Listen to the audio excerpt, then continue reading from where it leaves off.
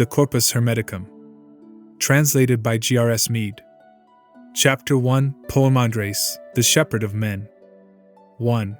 It chanced once on a time my mind was meditating on the things that are. My thought was raised to a great height, the senses of my body being held back just as men who are weighed down with sleep after a fill of food, or from fatigue of body. Methought of being more than vast, in size beyond all bounds, called out my name. Hermes said, "What wouldst thou hear and see, and what hast thou in mind to learn and know?" 2. And I do say, "Who art thou?" Hermes said, "I am man's shepherd, Poem Andres, mind of all masterhood. I know what thou desirest, and I am with thee everywhere." 3. And I reply, "I long to learn the things that are, and comprehend their nature, and know God. This is," I said, "what I desire to hear." He answered back to me, "Hold in thy mind all thou wouldst know, and I will teach thee." 4. Even with these words his aspect changed, and straightway, in the twinkling of an eye, all things were opened to me, and I see a vision limitless. All things turned into light, sweet, joyous light. And I became transported as I gazed. But in a little while darkness came settling down on part of it, awesome and gloomy, coiling in sinuous folds, so that methought it like unto a snake. And then the darkness changed into some sort of a moist nature, tossed about beyond all power of words, belching out smoke as from a fire, and groaning forth a wailing sound that beggars all description. And, after that, an outcry inarticulate came forth from it, as though it were a voice of fire. 5. Thereon, out of the light, a holy word, Logos, descended on that nature. And upwards to the height from the moist nature leaped forth pure fire. Light was it, swift and active too. The air, too, being light, followed after the fire, from out of the earth and water rising up to fire, so that it seemed to hang therefrom. But earth and water stayed so mingled with each other, that earth from water no one could discern. Yet were they moved to hear by reason of the spirit word, Logos, pervading them. 6. Then saith to me, "Man shepherd, didst understand this vision, what it means?" "Nay, that shall I know," said I. "That light," he said, "am I, thy God, mind, prior to moist nature which appeared from darkness. The light word, Logos, that appeared from mind is Son of God." "What then?" say I. "Know that what sees in thee and hears is the Lord's word, Logos, but mind is Father God. Not separate are they the one from other, just in their union, rather, is it life consists." "Thanks be to thee," I said. "So, understand the light," he answered, "and make friends with it." 7. And speaking thus he gazed for long into my eyes, so that I trembled at the look of him. But when he raised his head, I see in mind the light, but now in powers no man could number, and cosmos grown beyond all bounds, and that the fire was compassed round about by a most mighty power, and now, subdued, had come unto a stand. And when I saw these things I understood by reason of man shepherd's word, Logos. 8. But as I was in great astonishment, he saith to me again, "Thou didst behold in mind the archetypal form whose being is before beginning without end." Thus spake to me man shepherd. And I say, whence then have nature's elements their being? To this he answer gives, from will of God. Nature received the word, Logos, and gazing upon the cosmos beautiful did copy it, making herself into a cosmos, by means of her own elements, and by the births of souls. 9.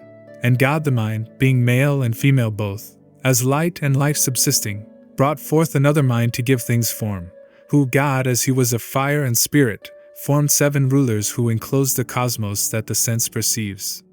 Men call their ruling fate. 10. Straightway from out the downward elements God's reason, Logos, leaped up to nature's pure formation, and was at one with the formative mind, for it was coessential with it.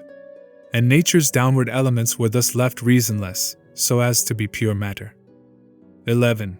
Then the formative mind, at one with reason, he who surrounds the spheres and spins them with his whirl, set turning his formations, and let them turn from a beginning boundless unto an endless end. For that the circulation of these spheres begins where it doth end, as mind doth will. And from the downward elements nature brought forth lives reasonless, for he did not extend the reason, Logos, to them. The air brought forth things winged, the water things that swim, and earth and water one from another parted, as mind willed. And from her bosom earth produced what lives she had, 4-footed things and reptiles, beasts wild and tame. 12. But All-Father mine, being life and light, did bring forth man co-equal to himself, with whom he fell in love, as being his own child, for he was beautiful beyond compare, the image of his sire. In very truth, God fell in love with his own form, and on him did bestow all of his own formations. 13. And when he gazed upon what the Informer had created in the Father, man, too wished to inform, and so assent was given him by the Father. Changing his state to the formative sphere, in that he was to have his whole authority, he gazed upon his brother's creatures. They fell in love with him, and gave him each a share of his own ordering. And after that he had well learned their essence and had become a sharer in their nature, he had a mind to break right through the boundary of their spheres, and to subdue the might of that which pressed upon the fire. 14. So he who hath the whole authority over all the mortals in the cosmos and over its lives irrational, bent his face downwards through the harmony, breaking right through its strength, and showed to downward nature God's fair form. And when she saw that form of beauty which can never satiate, and him who now possessed within himself each single energy of all 7 rulers as well as God's own form, she smiled with love, for it was as though she had seen the image of man's fairest form upon her water, his shadow on her earth. He in turn, beholding the form like to himself, existing in her water, loved it and willed to live in it, and with the will came act, and so he vivified the form devoid of reason. And nature took the object of her love and wound herself completely around him, and they were intermingled, for they were lovers. 15. And this is why beyond all creatures on the earth man is twofold, mortal because of body, but because of the essential man immortal. Though deathless and possessed of sway over all, yet doth he suffer as a mortal doth, subject to fate. Thus though above the harmony, within the harmony he hath become a slave.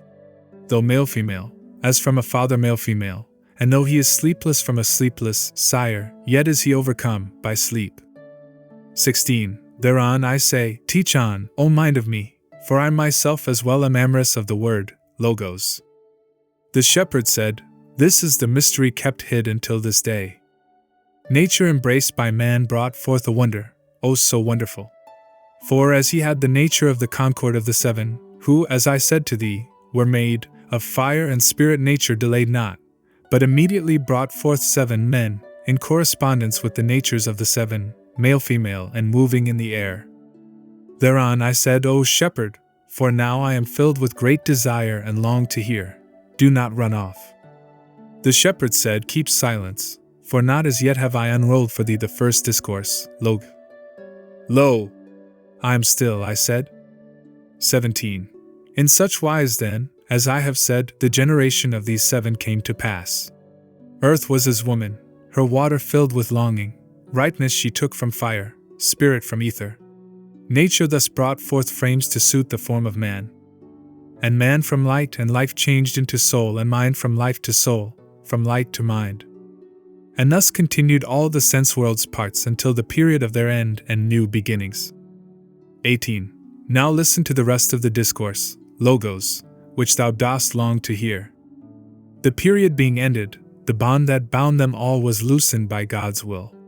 For all the animals being male-female, at the same time with man were loosed apart. Some became partly male, some in like fashion, partly female. And straightway God spake by his holy word, logos. Increase ye in increasing, and multiply in multitude, ye creatures and creations all, and man that hath mind in him, let him learn to know that he himself is deathless, and that the cause of death is love, though love is all. 19. When he said this, his forethought did by means of fate and harmony effect their couplings and their generations founded. And so all things were multiplied according to their kind. And he who thus hath learned to know himself, hath reached that good which doth transcend abundance. But he who through a love that leads astray, expends his love upon his body, he stays in darkness wandering, and suffering through his senses things of death. 20. What is the so great fault, said I, the ignorant commit, that they should be deprived of deathlessness. Thou seemest, he said, O thou, not to have given heed to what thou heardest. Did I not bid thee think? Yet do I think, and I remember, and therefore give thee thanks. If thou didst think thereon, said he, tell me, why do they merit death who are in death? It is because the gloomy darkness is the root and base of the material frame. From it came the moist nature. From this the body in the sense world was composed. And from this body, death doth the water drain. 21. Right was thy thought, O thou.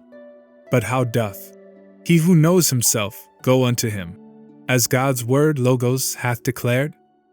And I reply, the Father of the universals doth consist of light and life, from him man was born. Thou sayest well, thus speaking. Light and life is Father God, and from him man was born. If then thou learnest that thou art thyself of life and light, and that thou happenest to be out of them, thou shalt return again to life. Thus did man-shepherd speak. But tell me further, mind of me, I cried, how shall I come to life again? For God doth say, the man who hath mind in him, let him learn to know that he himself is deathless. 22. Have not all men then mind? Thou sayest well, O thou, thus speaking. I mind myself am present with holy men and good, the pure and merciful, men who live piously. To such my presence doth become an aid, and straightway they gain gnosis of all things, and when the fathers love by their pure lives, and give him thanks, invoking on him blessings, and chanting hymns, intent on him with ardent love. And ere they give up the body unto its proper death, they turn them with disgust from its sensations, from knowledge of what things they operate. Nay, it is I, the mind, that will not let the operations which befall the body work to their natural end. For being doorkeeper I will close up all the entrances, and cut the mental actions off which base and evil energies induce. 23. But to the mindless ones, the wicked and depraved, the envious and covetous, and those whom ye do and love impiety, I am far off, yielding my place to the avenging daimon, who sharpening the fire, tormenteth him and addeth fire to fire upon him, and rusheth upon him through his senses, thus rendering him readier for transgressions of the law, so that he meets with greater torment. Nor doth he ever cease to have desire for appetites inordinate, insatiately striving in the dark. 24. Well hast thou taught me all, as I desired, O mind. And now, pray, tell me further of the nature of the way above as now it is for me. To this man-shepherd said, when the material body is to be dissolved, first thou surrenderest the body by itself unto the work of change, and thus the form thou hadst doth vanish, and thou surrenderest thy way of life, void of its energy, unto the daimon. The body's senses next pass back into their sources, becoming separate, and resurrect as energies, and passion and desire withdraw unto that nature which is void of reason. 25. And thus it is that man doth speed his way thereafter upwards through the harmony. To the first zone he gives the energy of growth and waning, unto the second zone, device of evils, now de-energized, unto the third, the guile of the desires de-energized, unto the fourth, his domineering arrogance, also de-energized, unto the fifth, unholy daring and the rashness of audacity de-energized, unto the sixth, striving for wealth by evil means, deprived of its aggrandizement, and to the seventh zone, ensnaring falsehood, de-energized. 26. And then, with all the energizings of the harmony stripped from him, clothed in his proper power, he cometh to that nature which belongs unto the eighth, and there with those that are hymneth the Father. They who are there welcome his coming there with joy, and he, made like to them that sojourn there, doth further hear the powers who are above the nature that belongs unto the eighth, singing their songs of praise to God in language of their own. And then they, in a band, go to the Father home. Of their own selves they make surrender of themselves to powers, and thus, becoming powers they are in God. This the good end for those who have gained gnosis to be made one with God. Why shouldst thou then delay? Must it not be, since thou hast all received, that thou shouldst to the worthy point the way, in order that through thee the race of mortal kind may by thy God be saved? 27. This when he had said, man-shepherd mingled with the powers. But I, with thanks and blessings unto the Father of the universal powers, was freed, full of the power he had poured into me, and full of what he had taught me of the nature of the all and of the loftiest vision. And I began to preach unto men the beauty of devotion and of gnosis. O ye people, earth-born folk, ye who have given yourselves to drunkenness and sleep and ignorance of God, be sober now, cease from your surfeit, cease to be glamored by irrational sleep. 28. And when they heard, they came with one accord. Whereon I say, Ye earth-born folk, why have ye given yourselves up to death, while yet ye have the power of sharing deathlessness? Repent, O ye, who walk with error arm in arm and make of ignorance the sharer of your board. Get ye out from the light of darkness, and take your part in deathlessness, forsake destruction. 29. And some of them with jests upon their lips departed from me, abandoning themselves unto the way of death. Others entreated to be taught, casting themselves before my feet. But I made them arise, and I became a leader of the race towards home, teaching the words, logoi, how and in what way they shall be saved. I sowed in them the words, logoi, of wisdom, of deathless water were they given to drink. And when even was come and all sun's beams began to set, I bade them all give thanks to God. And when they had brought to an end the giving of their thanks, each man returned to his own resting place. 30. But I recorded in my heart man shepherd's benefaction, and with my every hope fulfilled more than rejoiced. For body's sleep became the soul's awakening, and closing of the eyes true vision, pregnant with good my silence, and the utterance of my word, logos, begetting of good things. All this befell me from my mind, that is man shepherd, word, logos, of all masterhood, by whom being God-inspired I came unto the plain of truth. Wherefore with all my soul and strength thanksgiving give I unto Father God. 31. Holy art thou, O God, the universal's Father. Holy art thou, O God, whose will perfects itself by means of its own powers. Holy art thou, O God, who willeth to be known and art known by thine own. Holy art thou, who didst by word, logos, make to consist the things that are. Holy art thou, of whom all nature hath been made an image. Holy art thou, whose form nature hath never made. Holy art thou, more powerful than all power. Holy art thou, transcending all preeminence. Holy thou art, thou better than all praise. Accept my reason's offerings pure, from soul and heart, for I stretched up to thee, O thou unutterable, unspeakable, whose name naught but the silence can express. 32. Give ear to me who pray that I may never of gnosis fail, gnosis, which is our common being's nature, and fill me with thy power, and with this grace of thine, that I may give the light to those in ignorance of the race, my brethren, and thy sons. For this cause I believe, and I bear witness, I go to life and light. Blessed art thou, O Father. Thy man would wholly be as thou art holy, even as thou gave him thy full authority to be. Chapter 2, to Asclepius. 1. Hermes said, All that is moved, Asclepius, is it not moved in something and by something? Asclepius, assuredly. Hermes said, And must not that in which it's moved be greater than the moved? Asclepius said, It must. Hermes said, Mover, again, has greater power than moved? Asclepius said, It has, of course. Hermes said, The nature, furthermore, of that in which it's moved must be quite other from the nature of the moved? Asclepius said, It must completely. 2. Hermes said, Is not, again, this cosmos vast, so vast, that then it there exists no body greater? Asclepius said, Assuredly. Hermes said, And massive, too, for it is crammed with multitudes of other mighty frames, nay, rather all the other bodies that there are? Asclepius said, It is. Hermes said, And yet the cosmos is a body? Asclepius said, It is a body. Hermes said, And one that's moved? 3. Asclepius said, Assuredly. Hermes said, Of what size, then, must be the space in which it's moved, and of what kind must be the nature of that space? Must it not be far vaster than the cosmos, in order that it may be able to find room for its continued course, so that the moved may not be cramped for want of room and lose its motion? Asclepius said, something, thrice greatest one, it needs must be, immensely vast. 4. Hermes said, and of what nature? Must it not be, Asclepius, of just the contrary? And is not contrary to body bodiless? Asclepius said, agreed. Hermes said, space, then, is bodiless.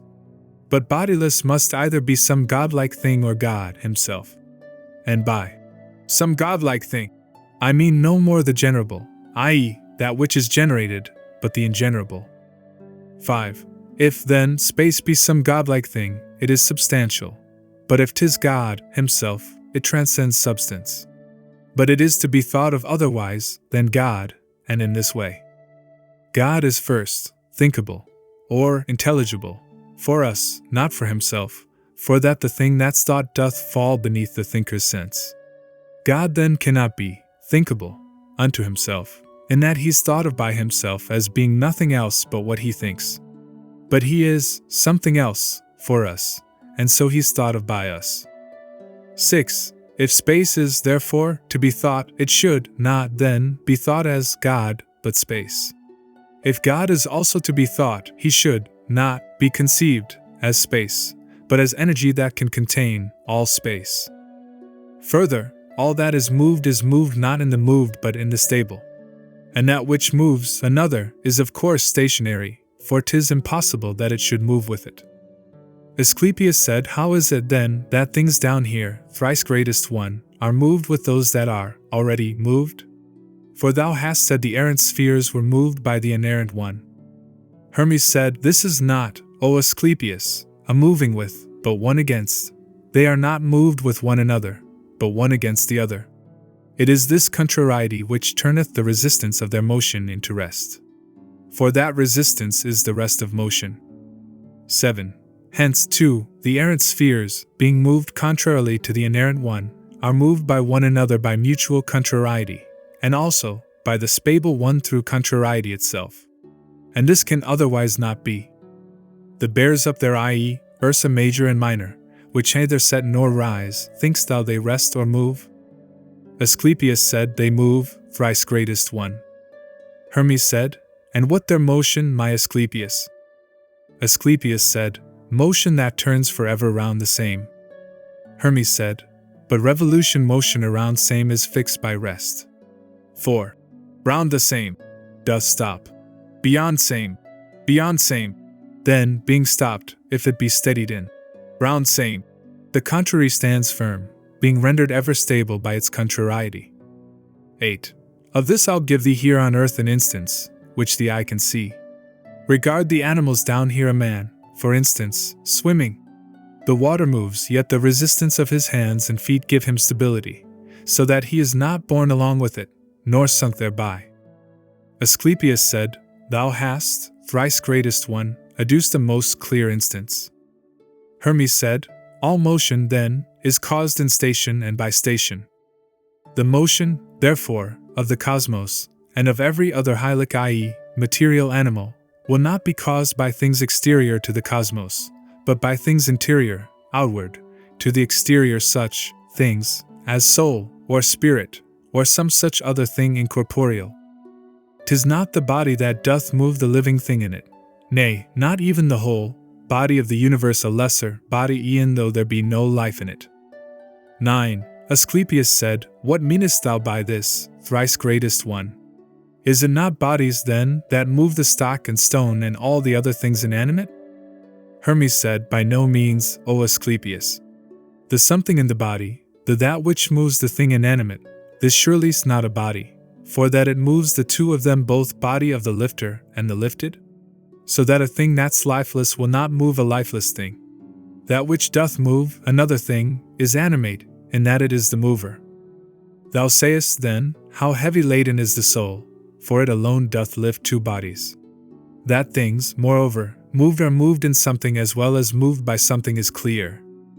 10. Asclepius said, yea, O thrice greatest one, things moved must needs be moved in something void.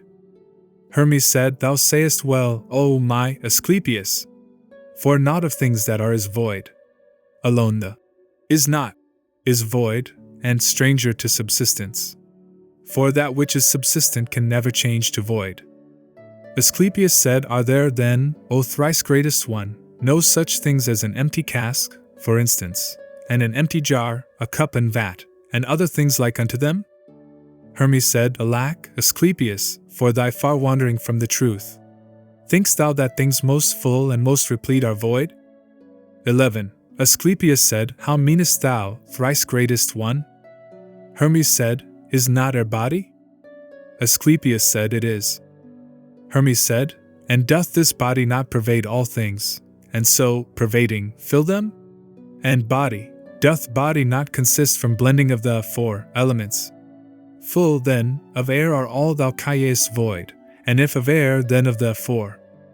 Further, of this the converse follows, that all thou callest full are void of air, for that they have their space filled out with other bodies, and therefore are not able to receive the air therein. These, then, which thou dost say are void, they should be hollow named, not void, for they not only are, but they are full of air and spirit. 12. Asclepius said, Thy argument, Logos, thrice greatest one, is not to be gainsaid. Air is a body. Further, it is this body which doth pervade all things, and so, pervading, fill them. What are we, then, to call that space in which the all doth move? Hermes said, The bodiless, Asclepius. Asclepius said, What, then, is bodiless? Hermes said, 'Tis mind and reason, Logos, whole out of whole, all self-embracing, free from all body, from all error free, unsensible to body and untouchable, self-stayed in self, containing all, preserving those that are, whose rays, to use a likeness, are good, truth, light beyond light, the archetype of soul. Asclepius said, What, then, is God? 13. Hermes said, Not any one of these is he, for he it is that causeth them to be, both all and each and every thing of all that are. Nor hath he left a thing beside that is not, but they are all from things that are and not from things that are not. For that the things that are not have naturally no power of being anything, but naturally have the power of the inability to be. And conversely, the things that are have not the nature of some time not being. 14. Asclepius said, What sayst thou ever then God is? Hermes said, God, therefore, is not mind, but cause that the mind is. God is not spirit, but cause that spirit is. God is not light, but cause that the light is. Hence one should honor God with these two names, the Good and Father, names which pertain to him alone and no one else. For no one of the other so-called gods, no one of men, or daimons, can be in any measure good, but God alone, and he is good alone and nothing else. The rest of things are separable all from the good's nature, for, all the rest, are soul and body, which have no place that can contain the good. 15. For that as mighty is the greatness of the good as is the being of all things that are both bodies and things bodiless, things sensible and intelligible things. Call thou not, therefore, aught else good, for thou wouldst Emmaus be, nor anything at all at any time call God but good alone, for so thou wouldst again be impious. 16. Though, then, the good is spoken of by all, it is not understood by all, what thing it is. Not only, then, is God not understood by all, but both unto the gods and some of the men they out of ignorance do give the name of good, though they can never either be or become good.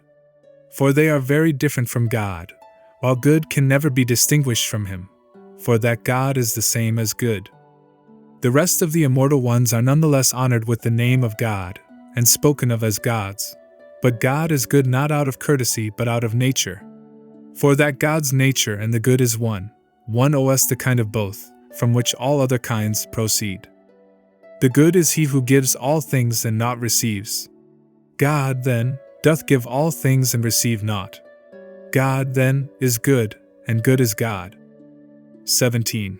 The other name of God is Father, again because he is the that which maketh all. The part of Father is to make.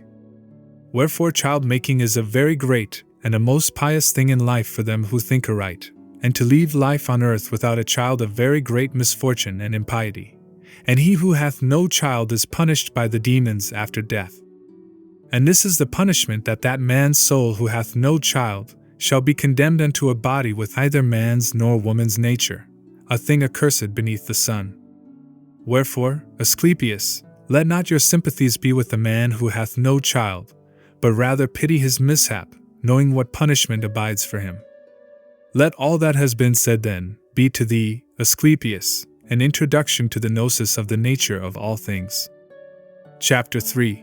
The Sacred Sermon. 1. The glory of all things is God, Godhead and godly nature. Source of the things that are is God, who is both mind and nature ya matter, the wisdom that reveals all things. Source, too, is Godhead ya nature, energy, necessity, and end, and making new again. Darkness that knew no bounds was in abyss, and water, too, and subtle breath intelligent. These were by power of God in chaos. Then holy light arose, and there collected neath dry space literally, sand, from out moist essence elements, and all the gods do separate things out from fecund nature. 2. All things being undefined and yet unwrought, the light things were assigned unto the height. The heavy ones had their foundations laid down underneath the moist part of dry space, the universal things being bounded off by fire and hanged in breath to keep them up. And heaven was seen in 7 circles. Its gods were visible in forms of stars with all their signs, while nature had her members made articulate together with the gods in her. And heaven's periphery revolved in cyclic course, borne on by breath of God. 3. And every god by his own proper power brought forth what was appointed him. Thus there arose 4-footed beasts, and creeping things, and those that in the water dwell, and things with wings, and everything that beareth seed, and grass, and shoot of every flower, all having in themselves seed of again becoming.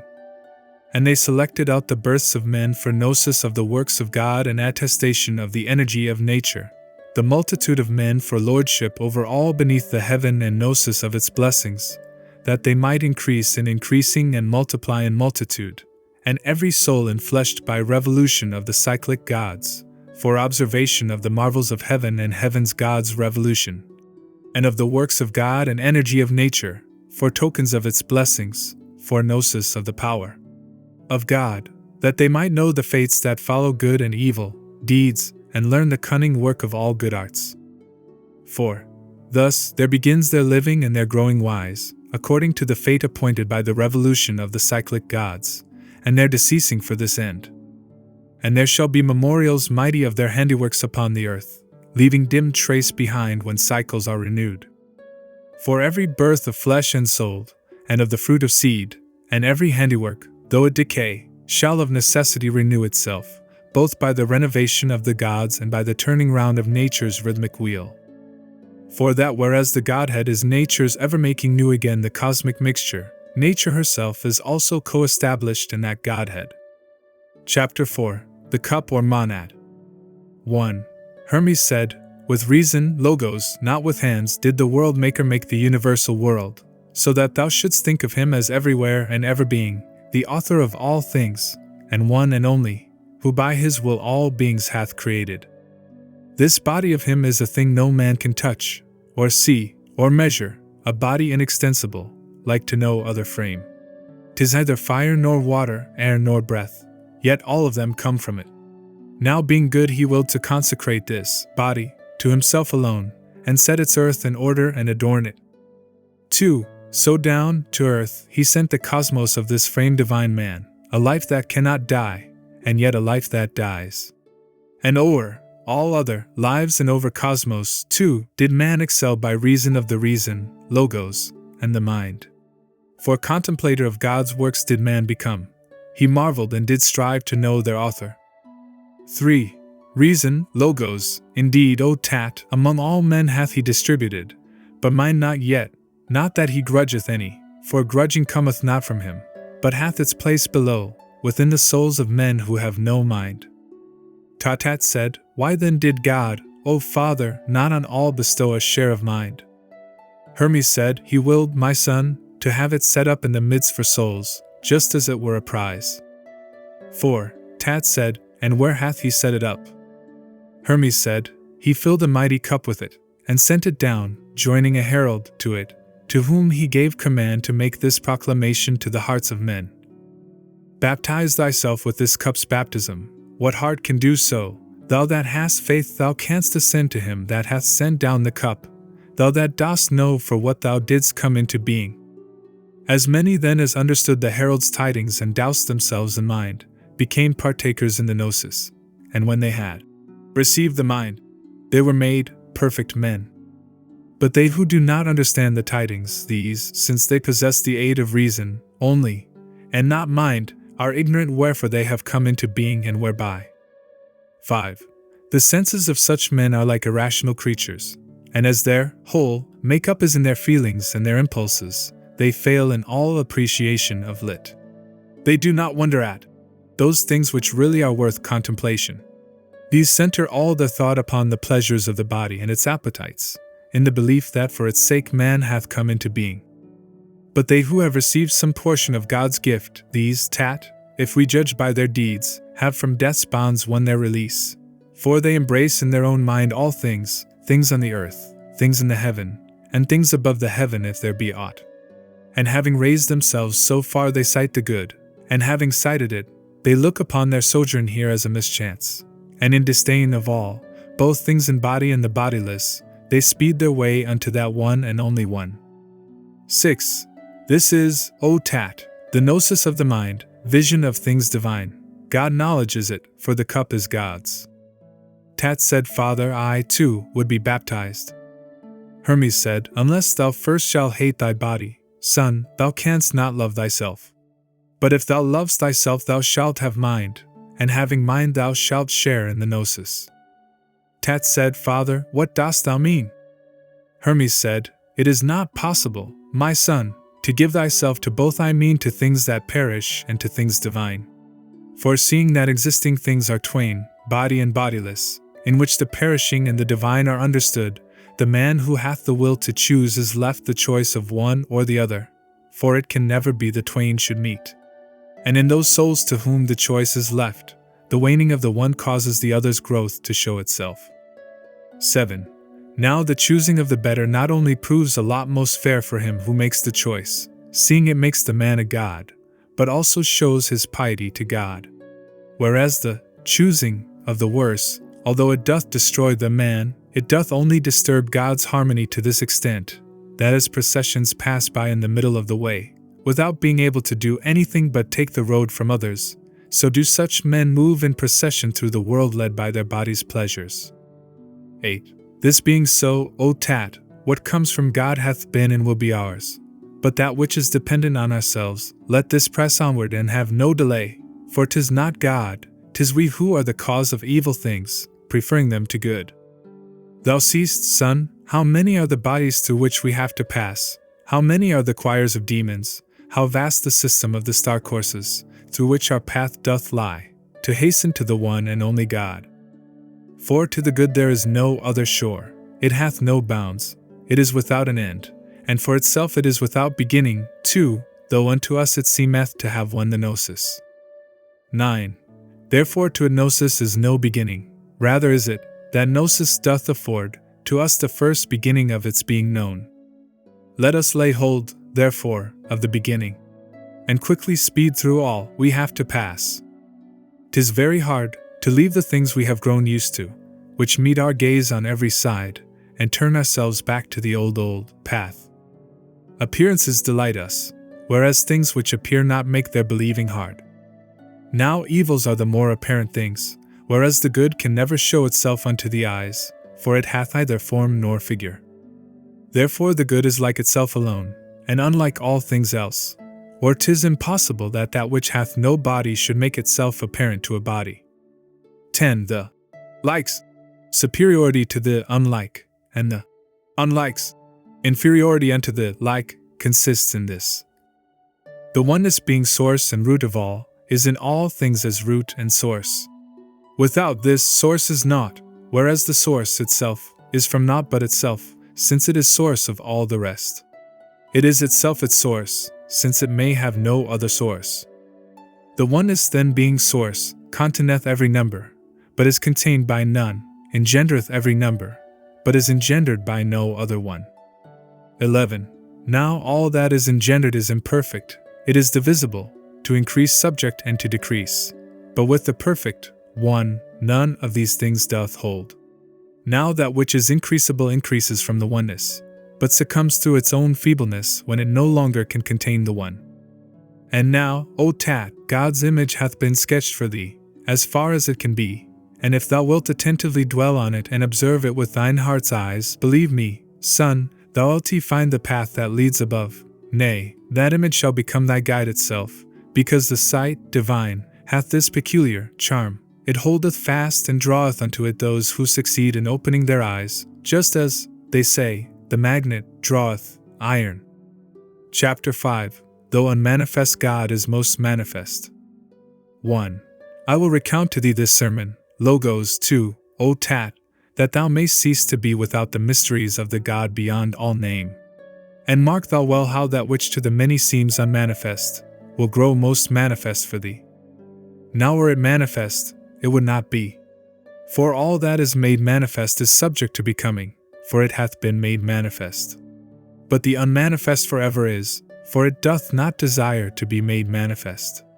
It ever is, and maketh manifest all other things. Being himself unmanifest, as ever being and ever making manifest, himself is not made manifest. God is not made himself, by thinking manifest, i.e., thinking into manifestation, he thinketh all things manifest. Now, thinking manifest deals with things made alone, for thinking manifest is nothing else than making. 2. He then, alone who is not made, 'tis clear, is both beyond all power of thinking manifest, and is unmanifest. And as he thinketh all things manifest, he manifests through all things and in all, and most of all in whatsoever things he wills to manifest. Do thou then, Tat, my son, pray first unto our Lord and Father, the one and only one, from whom the one doth come, to show his mercy unto thee, in order that thou mayest have the power to catch a thought of this so mighty God, one single beam of him to shine into thy thinking. For thought alone sees the unmanifest, in that it is itself unmanifest. If then thou hast the power, he will, Tat, manifest to thy mind's eyes. The Lord begrudgeth not himself to anything, but manifests himself through the whole world. Thou hast the power of taking thought, of seeing it and grasping it in thy own hands, and gazing face to face upon God's image. But if what is within thee even is unmanifest to thee, how then shall he himself who is within thyself be manifest for thee by means of outer eyes? 3. But if thou wouldst see him, bethink thee of the sun, bethink thee of moon's course, bethink thee of the order of the stars. Who is the one who watcheth o'er that order? For every order hath its boundaries marked out by place and number. The sun's the greatest god of gods in heaven, to whom all of the heavenly gods give place as unto king and master. And he, this so great one, he greater than the earth and sea, endures to have above him circling smaller stars than him. Out of respect to whom, or out of fear of whom, my son, doth he do this? Nor like nor equal is the course each of these stars describes in heaven. Who, then, is he who marketh out the manner of their course and its extent? 4. The bear up there that turneth round itself, and carries round the whole cosmos with it, who is the owner of this instrument? Who he who hath set round the sea its bounds? Who he who hath set on its seat the earth? For, Tat, there is someone who is the maker and the Lord of all these things. It cannot be that number, place and measure could be kept without someone to make them. No order whatsoever could be made by that which lacketh place and lacketh measure. Nay, even this is not without a Lord, my son. For if the orderless lacks something, in that it is not Lord of order's path, it also is beneath a Lord the one who hath not yet ordained it order. 5. Would that it were possible for thee to get thee wings, and soar into the air, and poised midway tween earth and heaven, behold the earth's solidity, the sea's fluidity, the flowings of its streams, the spaciousness of air, fire's swiftness, and the coursing of the stars, the swiftness of heaven's circuit round them, all. Most blessed sight were it, my son, to see all these beneath one sway the motionless in motion, and the unmanifest made manifest, whereby is made this order of the cosmos, and the cosmos which we see of order. 6. If thou wouldst see him too through things that suffer death, both on the earth and in the deep, think of a man's being fashioned in the womb, my son, and strictly scrutinize the art of him who fashions him, and learn who fashioneth this fair and godly image of the man. Who, then, is he who traceth out the circles of the eyes? Who he who boreth out the nostrils and the ears? Who he who openeth the portal of the mouth? Who he who doth stretch out and tie the nerves? Who he who channels out the veins? Who he who hardeneth the bones? Who he who covereth the flesh with skin? Who he who separates the fingers and the joints? Who he who widens out a treading for the feet? Who he who diggeth out the ducts? Who he who spreadeth out the spleen? Who he who shapeth heart like to a pyramid? Who he who setteth ribs together? Who he who wideneth the liver out? Who he who mocketh lungs like to a sponge? Who he who mocketh belly stretched so much? Who he who doth make prominent the parts most honorable, so that they may be seen, while hiding out of sight those of least honor? 7. Behold how many arts employed on one material, how many labors on one single sketch, and all exceeding fair, and all in perfect measure, yet all diversified. Who made them all? What mother, or what sire, save God alone, unmanifest, who hath made all things by his will? 8. And no one saith a statue or a picture comes to be without a sculptor or without a painter. Doth, then, such workmanship as this exist without a worker? What depth of blindness, what deep impiety, what depth of ignorance! See then, thou ne'er, son tat, deprivest works of worker. Nay, rather is he greater than all names, so great is he, the Father of them all. For verily he is the only one, and this is his work, to be a Father. 9. So if thou forcest me somewhat too bold to speak, his being is conceiving of all things and making them. And as without its maker it is impossible that anything should be, so ever is he not unless he ever makes all things, in heaven, in air, in earth, in deep, in all of cosmos, in every part that is and that is not of everything. For there is naught in all the world that is not he. He is himself, both things that are and things that are not. The things that are he hath made manifest, he keepeth things that are not in himself. 10. He is the God beyond all name, he the unmanifest, he the most manifest, he whom the mind, alone, can contemplate, he visible to the eyes as well. He is the one of no body, the one of many bodies, nay, rather he of every body. Naught is there which he is not. For all are he and he is all. And for this cause hath he all names, in that they are one fathers. And for this cause hath he himself no nome, in that he is Father of them all. Who, then, may sing thee praise of thee, or praise to thee? Whither, again, am I to turn my eyes to sing thy praise? Above, below, within, without? There is no way, no place, is there, about thee, nor any other thing of things that are. All are in thee, all are from thee, O thou who givest all and takest naught, for thou hast all and naught is there thou hast not. 11. And when, O Father, shall I hymn thee? For none can seize thy hour or time. For what, again, shall I sing him? For things that thou hast made, or things thou hast not? For things thou hast made manifest, or things thou hast concealed? How further shall I hymn thee? As being of myself? As having something of mine own? As being other? For that thou art whatever I may be, thou art whatever I may do, thou art whatever I may speak. For thou art all, and there is nothing else which thou art not. Thou art all that which doth exist, and thou art what doth not exist, mind when thou thinkest, and Father when thou makest, and God when thou dost energize, and good and maker of all things. For that the subtler part of matter is the air, of air the soul, of soul the mind, and of mind God. Chapter 6. In God alone is good and elsewhere nowhere. 1. Good, O Asclepius, is in none else save in God alone, nay, rather, good is God himself eternally. If it be so, good must be essence, from every kind of motion and becoming free, though not as free from it, possessed of stable energy around itself, never too little, nor too much, an ever full supply. Though one, yet is it source of all, for what supplieth all is good. When I, moreover, say, supplieth, altogether, all, it is forever good. But this belongs to no one else save God alone. For he stands not in need of anything, so that desiring it he should be bad, nor can a single thing of things that are be lost to him, on losing which he should be pained, for pain is part of bad. nor is there aught superior to him, that he should be subdued by it, nor any peer to him to do him wrong, or so that he should fall in love on its account, nor aught that gives no ear to him, whereat he should grow angry, nor wiser aught for him to envy. 2.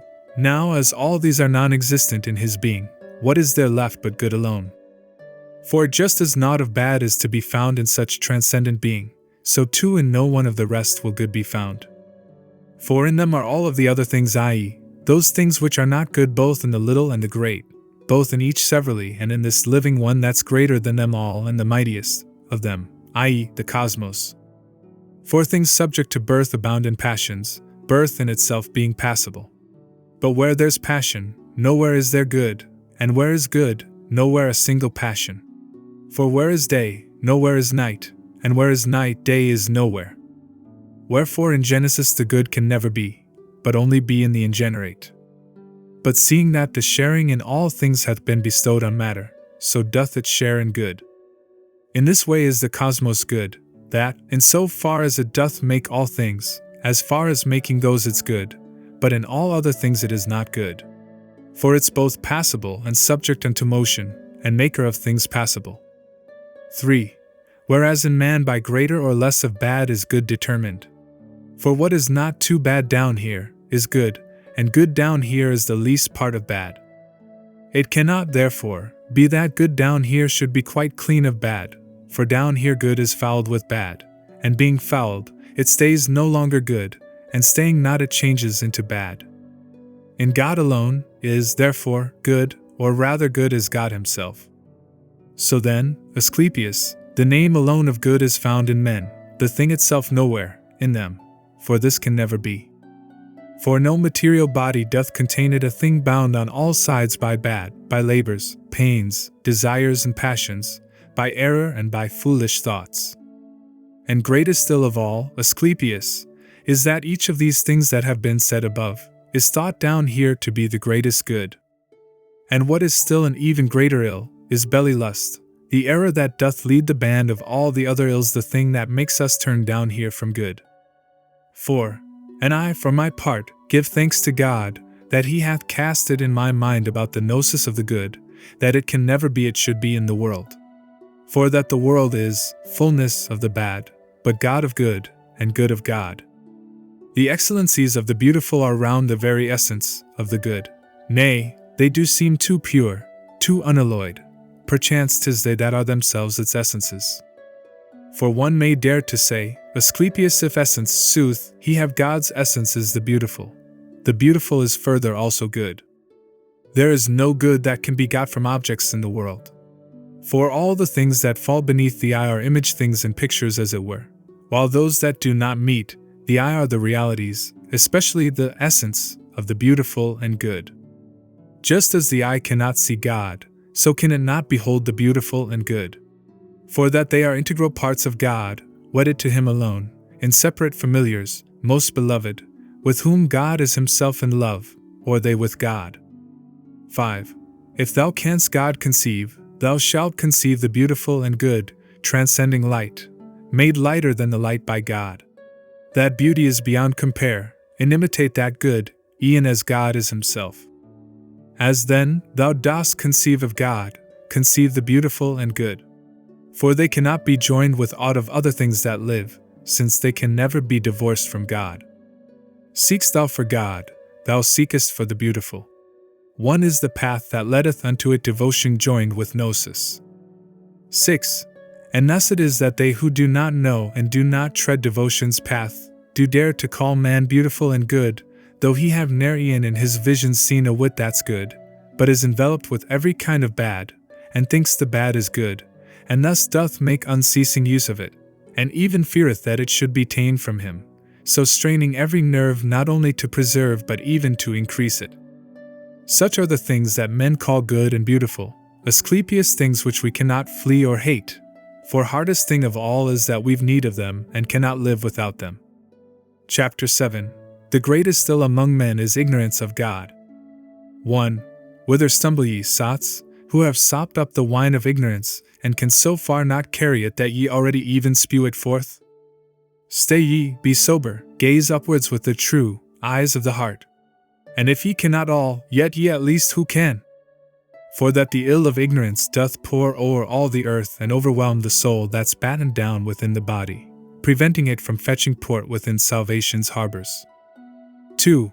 Be ye then not carried off by the fierce flood, but using the shore current lit, back current, or up current, ye who can, make for salvation's port, and harboring there, seek ye for one to take you by the hand and lead you unto Gnosis gates, where shines clear light, of every darkness clean, where not a single soul is drunk, but sober all they gaze with their heart's eyes on him who willeth to be seen. No ear can hear him, nor can I see him, nor tongue speak of him, but only mind and heart. But first thou must tear off from thee the cloak which thou dost wear, the web of ignorance, the ground of bad, corruption's chain, the carapace of darkness, the living death, sensation's corpse, the tomb thou carriest with thee, the robber in thy house, who through the things he loveth, hateth thee, and through the things he hateth, bears thee malice. 3. Such is the hateful cloak thou wearest that throttles thee, and holds thee down to it, in order that thou mayst not gaze above, and having seen the beauty of the truth, and good that dwells therein, detest the bad of it, having found out the plot that it hath schemed against thee, by making void of sense those seeming things which men think senses. For that it hath with mass of matter blocked them up and crammed them full of loathsome lust, so that thou mayst not hear about the things that thou shouldst hear, nor see the things thou shouldst see. Chapter 8. That no one of existing things doth perish, but men in error speak of their changes as destruction and as deaths. 1. Hermes said, smiley face. Concerning soul and body, son, we now must speak, in what way soul is deathless, and whence comes the activity in composing and dissolving body. For there's no death for aught of things that are. The thought this word conveys is either void of fact, or, simply, by the knocking off a syllable, what is called death doth stand for deathless. For death is of destruction, and nothing in the cosmos is destroyed. For if cosmos is second God, a life or living creature that cannot die, it cannot be that any part of this immortal life should die. All things in cosmos are parts of cosmos, and most of all is man, the rational animal. 2. For truly first of all, eternal and transcending birth, is God the universal's maker. Second is he, after his image, cosmos, brought into being by him, sustained and fed by him, made deathless, as by his own sire, living for aye, as ever free from death.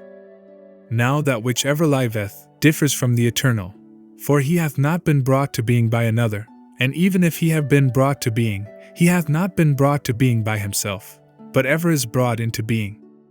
For the eternal, in that it is eternal, is the all. The Father is himself eternal of himself, but cosmos hath become eternal and immortal by the Father. 3.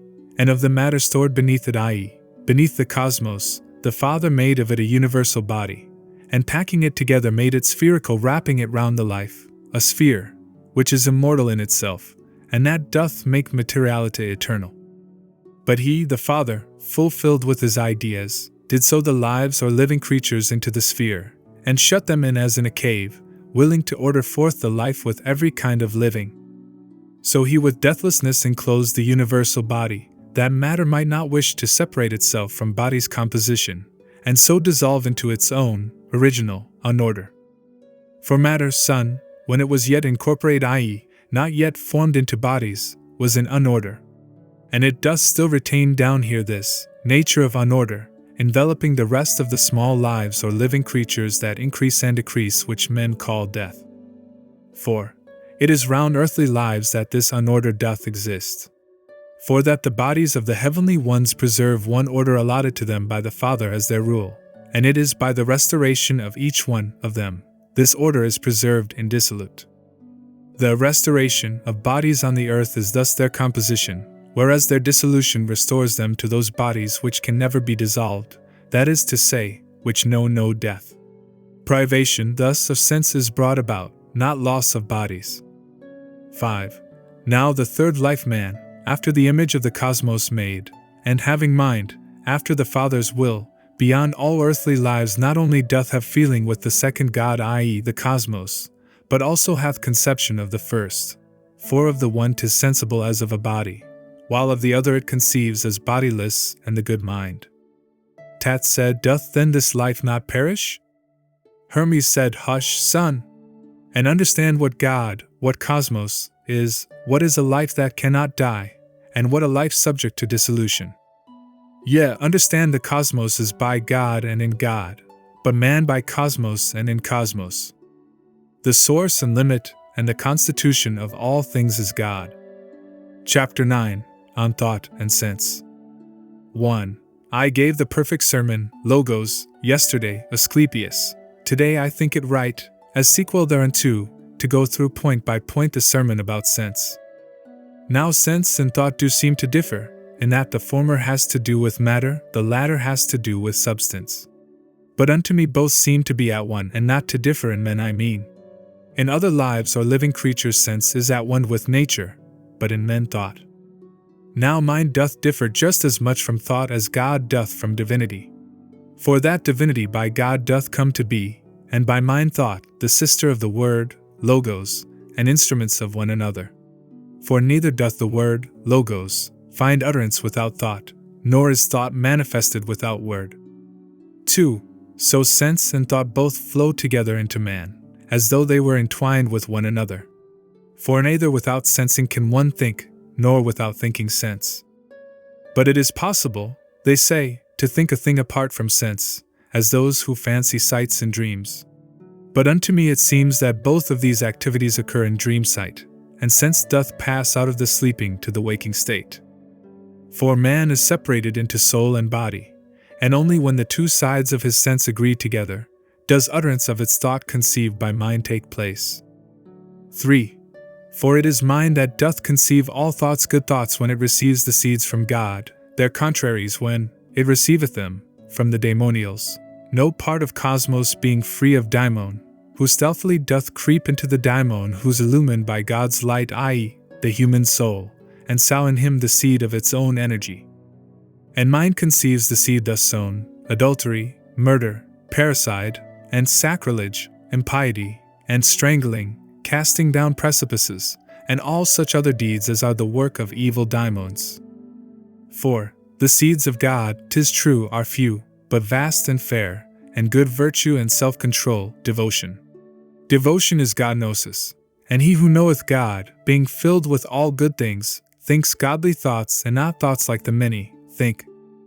For this cause they who Gnostic are, please not the many, nor the many them.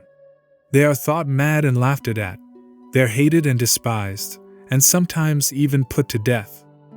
For we did say that bad must needs dwell on earth, where 'tis in its own place. Its place is earth, and not cosmos, as some will sometimes say with impious tongue. But he who is a devotee of God will bear with all once he has sensed the gnosis. For such an one all things, e'en though they be for others bad, are for him good. Deliberately he doth refer them all unto the gnosis.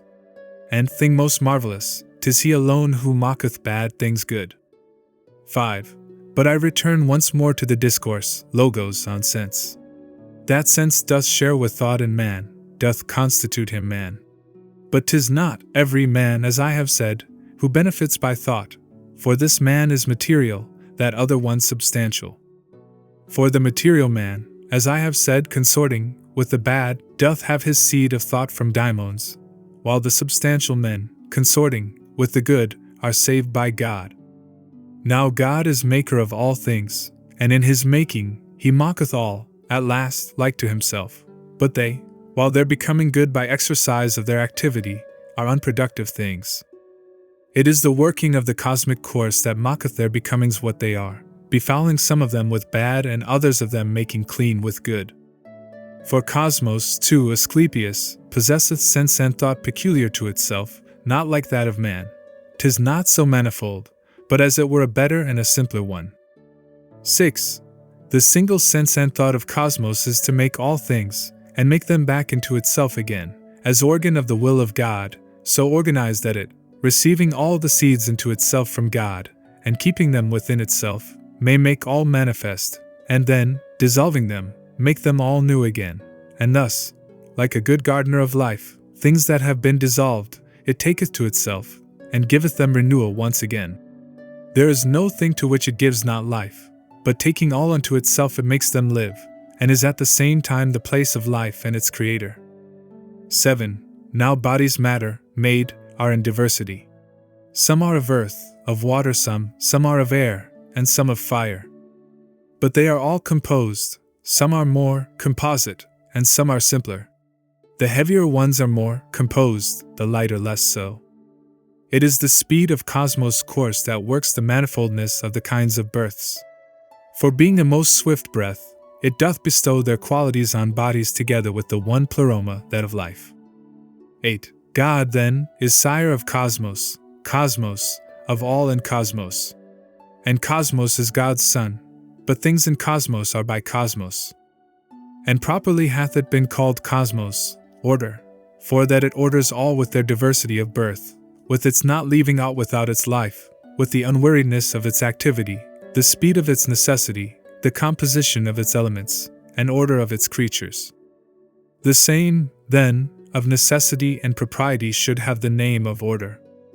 The sense and thought, then, of all lives doth come into them from without, inbreathed by what contains them all, whereas cosmos receives them once for all together with its coming into being, and keeps them as a gift from God. 9. But God is not, as some suppose, beyond the reach of sense and thought. It is through superstition men thus impiously speak.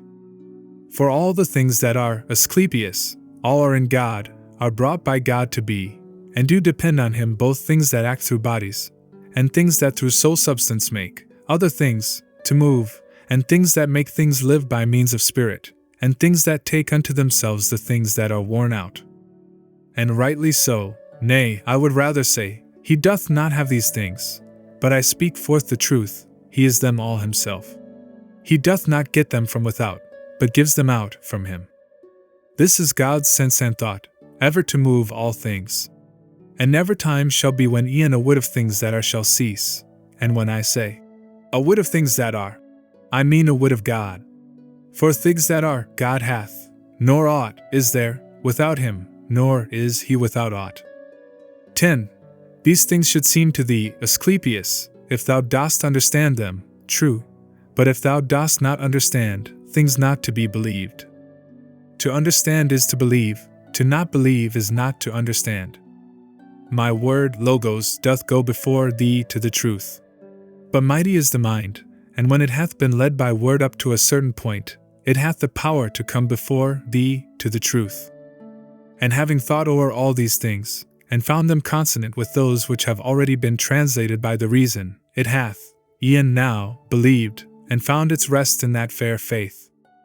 To those, then, who by God's good aid, do understand the things that have been said by us above, they're credible, but unto those who understand them not, incredible. Let so much, then, suffice on thought and sense. Chapter 10. The Key. 1. Hermes said, my yesterday's discourse, Logos, I did devote to thee, Asclepius, and so 'tis, only, right I should devote Tophes to Tat, and this the more because 'tis the abridgment of the general sermons, Logoi, which he has had addressed to him. God, Father and the good. Then, Tat, hath the same nature, or more exactly, energy. For nature is a predicate of growth, and used of things that change, both mobile and immobile, that is to say, both human and divine, each one of which he willeth into being.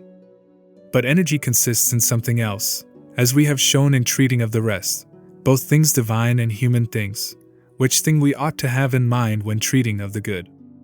2. God's energy is then his will, further his essence is to will the being of all things. For what is God and Father and the good, but the to be of all that are not yet? Nay, subsistent self of everything that is, this, then, is God, this Father, this the good, to him is added naught of all the rest.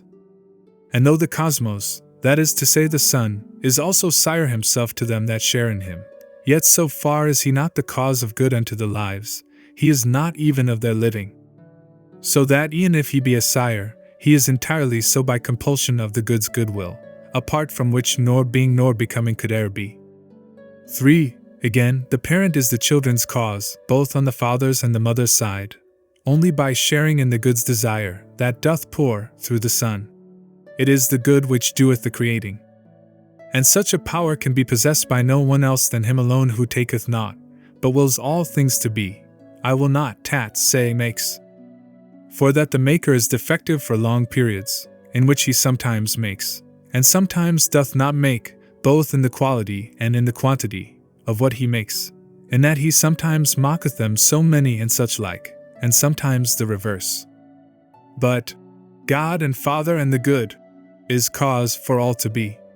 So are at least these things for those who can see. For it doth will to be, and it is both itself and most of all by reason of itself. Indeed, all other things beside are just use of it, for the distinctive feature of the good is that it should be known. Such is the good, O Tat. Tat said, Thou hast, O Father, filled us so full of this so good and fairest sight, that thereby my mind's eye hath now become for me almost a thing to worship. For that the vision of the good doth not, like the sun's beam, fire-like blaze on the eyes and make them close. Nay, on the contrary, it shineth forth and mocketh to increase the seeing of the eye, as far as e'er a man hath the capacity to hold the inflow of the radiance that the mind alone can see. Not only does it come more swiftly down to us, but it does us no harm, and is instinct with all immortal life. 5. They who are able to drink in a somewhat more than others of this sight, ofttimes from out the body fall asleep in this fairest spectacle, as was the case with Uranus and Cronus, our forebears. May this be outlawed too, O Father mine? Hermes said, Yea, may it be, my son. But as it is, we are not yet strung to the vision, and not as yet have we the power our mind's eye to unfold and gaze upon the beauty of the good beauty that naught can e'er corrupt or any comprehend. For only then wilt thou upon it gaze when thou canst say no word concerning it. For gnosis of the good is holy silence, and a giving holiday to every sense. 6. For neither can he who perceiveth it perceive aught else, nor he who gazeth on it gaze on aught else, nor hear aught else, nor stir his body any way. Staying his body's every sense and every motion he stayeth still. And shining then all round his mind, it shines through his whole soul, and draws it out of body, transforming all of him to essence.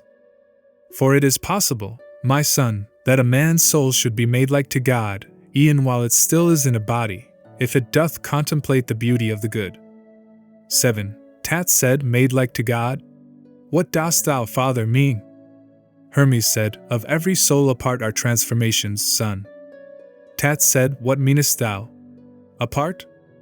Hermes said, Didst thou not, in the general sermons, hear that from one soul the also come all these souls which are made to revolve in all the cosmos, as though divided off? Of these souls, then, it is that there are many changes, some to a happier lot and some to just the contrary of this. Thus some that were creeping things change into things that in the water dwell, the souls of water things change to earth dwellers, those that live on earth change to things with wings, and souls that live in air change to men, while human souls reach the first step of deathlessness changed into daimons. And so they circled to the choir of the inerrant gods. For of the gods there are two choirs, the one inerrant, and the other errant. And this is the most perfect glory of the soul. 8. But if a soul on entering the body of a man persisteth in its vice, it neither tasteth deathlessness nor shareth in the good, but speeding back again it turns into the path that leads to creeping things. This is the sentence of the vicious soul. And the soul's vice is ignorance. For that the soul who hath no knowledge of the things that are, or knowledge of their nature, or of good, is blinded by the body's passions and tossed about. This wretched soul, not knowing what she is, becomes the slave of bodies of strange form and sorry plight, bearing the body as a load, not as the ruler, but the ruled. This, ignorance, is the soul's vice. 9. But on the other hand the virtue of the soul is gnosis. For he who knows, he good and pious is, and still while on the earth divine. Tat said, But who is such an one, O Father mine? Hermes said, He who doth not say much or lend his ear to much. For he who spendeth time in arguing and hearing arguments, doth shadow fight. 4. God, the Father and the good, is not to be obtained by speech or hearing. And yet though this is so, there are in all the being's senses, in that they cannot without senses be. But gnosis is far different from sense. For sense is brought about by that which hath the mastery o'er us, while gnosis is the end, i.e., goal of science, and science is God's gift. 10. All science is incorporeal, the instrument it uses being the mind, just as the mind employs the body. Both then come into bodies, both things that are cognizable by mind alone and things material. For all things must consist out of antithesis and contrariety, and this can otherwise not be. Tat said, Who then is this material God of whom thou speakest? Hermes said, Cosmos is beautiful, but is not good for that it is material and freely passable. And though it is the first of all things passable, yet is it in the second rank of being and wanting in itself. And though it never hath itself its birth in time, but ever is, yet is its being in becoming for all time the genesis of qualities and quantities. For it is mobile and all material motion's genesis. 11. It is intelligible rest that moves material motion in this way, since cosmos is a sphere, that is to say, a head. And naught of head above's material, as naught of feet below's intelligible, but all material. And head itself is moved in a sphere-like way, that is to say, as head should move, is mind. All then that are united to the tissue of this head, in which is soul, are in their nature free from death, just as when body hath been made in soul, are things that hath more soul than body. Whereas those things which are at greater distance from this tissue, where are things which have a greater share of body than of soul, are by their nature subject unto death. The whole, however, is a life, so that the universe consists of both the hylic and of the intelligible. 12. Again, the cosmos is the first of living things, while man is second after it, though first of things subject to death.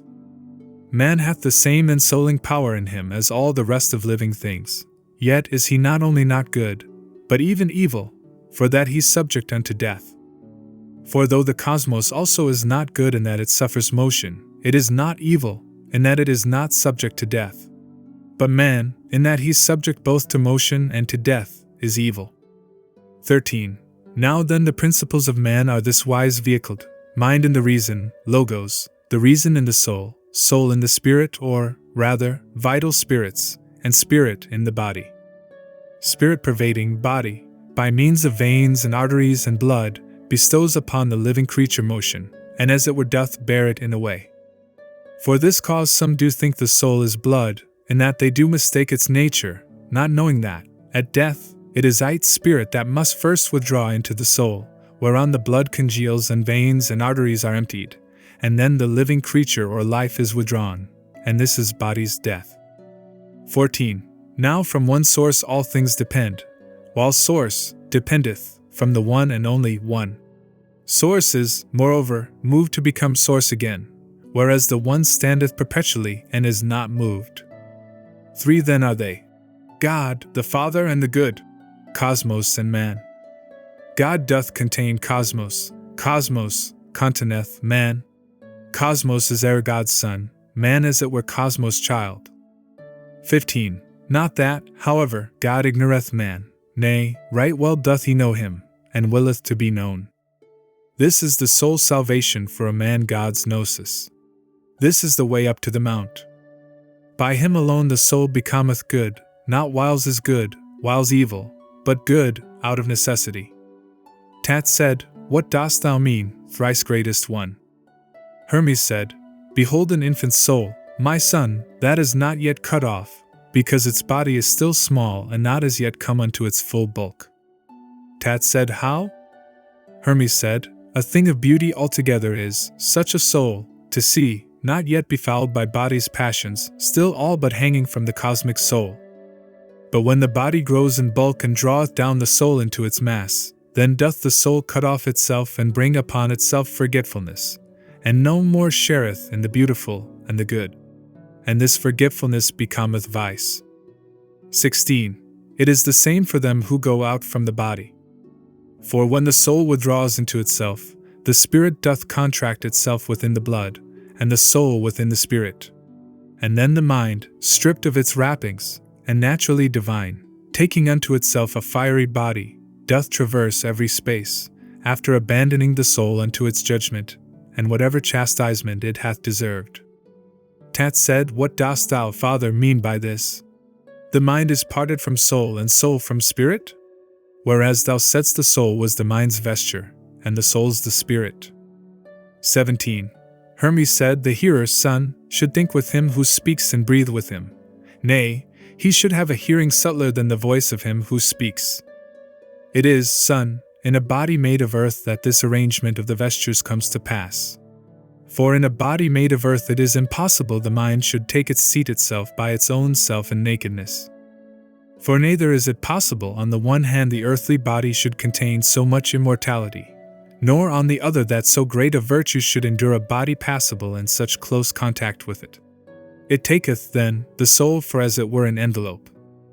And soul itself, being two and thing divine, doth use the spirit as its envelope, while spirit doth pervade the living creature. 18. When then the mind doth free itself from the earth body, it straightway putteth on its proper robe of fire, with which it could not dwell in an earth body. For earth doth not bear fire, for it is all set in a blaze even by a small spark. And for this cause is water poured around earth, to be a guard and wall, to keep the blazing of the fire away. But mind, the swiftest thing of all divine outthinkings, and swifter than all elements, hath for its body fire. For mind being builder doth use the fire as tool for the construction of all things, the mind of all, for the construction of all things, but that of man only for things on earth. Stripped of its fire, the mind on earth cannot make things divine, for it is human in its dispensation. 19. The soul in man, however not every soul, but one that pious is a daemonic something and divine. And such a soul, when from the body freed, if it have fought the fight of piety, the fight of piety is to know God and to do wrong to no man, such a soul becomes entirely mind. Whereas the impious soul remains in its own essence, chastised by its own self, and seeking for an earthly body where to enter, if only it be human. For that no other body can contain a human soul, nor is it right that any human soul should fall into the body of a thing that doth possess no reason. For that the law of God is this, to guard the human soul from such tremendous outrage. 20. Tat said, How, Father, then, is a man's soul chastised? Hermes said, What greater chastisement of any human soul can there be, son, than lack of piety? What fire has so fierce a flame as lack of piety? What ravenous beast so mauls the body as lack of piety the very soul? Dost thou not see what hosts of ills the impious soul doth bear? It shrieks and screams, I burn, I am ablaze, I know not what to cry or do, ah, wretched me, I am devoured by all the ills that compass me about, alack, poor me, I neither see nor hear. Such are the cries wrung from a soul chastised, not, as the many think, and now, son, dost suppose that a man's soul, passing from body, is changed into a beast. Such is a very grave mistake, for that the way a soul doth suffer chastisement is this. 21. When mind becomes a daimon, the law requires that it should take a fiery body to execute the services of God, and entering in the soul most impious it scourgeth it with whips made of its sins. And then the impious soul, scourged with its sins, is plunged in murders, outrage, blasphemy, in violence of all kinds, and all the other things whereby mankind is wronged. But on the pious soul the mind doth mount, and guide it to the gnosis light. And such a soul doth never tire in songs of praise to God, and pouring blessing on all men, and doing good in word and deed to all, in imitation of its sire. 22. Wherefore, my son, thou shouldst give praise to God and pray that thou mayst have thy mind good mind. It is, then, to a better state the soul doth pass, it cannot to a worse. Further, there is an intercourse of souls. Those of the gods have intercourse with those of men, and those of men with souls of creatures which possess no reason. The higher, further, have in charge the lower. The gods look after men, men after animals irrational, while God hath charge of all, for he is higher than them all and all are less than he. Cosmos is subject, then, to God, man to the cosmos, and irrationals to man. But God is o'er them all, and God contains them all. God's rays, to use a figure, are his energies, the cosmoses are natures, the arts and sciences are man's. The energies act through the cosmos, thence through the nature rays of cosmos upon man. The nature rays act through the elements, man acteth through the sciences and arts. 23. This is the dispensation of the universe, depending from the nature of the one, pervading all things through the mind, than which is not diviner nor of greater energy, and not a greater means for the adwinning men to gods and gods to men. He, mind, is the good daimon. Blessed the soul that is most filled with him, and wretched is the soul that's empty of the mind. Tat said, Father, what dost thou mean, again? Hermes said, Dost think then, son, that every soul hath the good mind? For 'tis of him we speak, not of the mind in service of which we were just speaking, the mind sent down for the soul's chastisement. 24. For soul without the mind can neither speak nor act. For oftentimes the mind doth leave the soul, and at that time the soul either sees nor understands, but is just like a thing that hath no reason. Such is the power of mind. Yet doth it not endure a sluggish soul, but leaveth such a soul tied to the body and bound tight down by it. Such soul, my son, doth not have mind, and therefore such an one should not be called a man. For that man is a thing of life or animal divine. Man is not measured with the rest of lives of things upon the earth, but with the lives above in heaven, who are called gods. Nay more, if we must boldly speak the truth, the true man is e'en higher than the gods, or at the very least the gods and men are very wit and power each with the other equal. 25. For no one of the gods in heaven shall come down to the earth, o'erstepping heaven's limit, whereas man doth mount up to heaven and measure it. He knows what things of it are high, what things are low, and learns precisely all things else besides. And greater thing than all, without e'en quitting earth, he doth ascend above. So vast a sweep doth he possess of ecstasy. For this cause can a man dare say that man on earth is God subject to death, while God in heaven is man from death immune. Wherefore the dispensation of all things is brought about by means of the twain cosmos and man, but by the one. Chapter 11. Mind unto Hermes.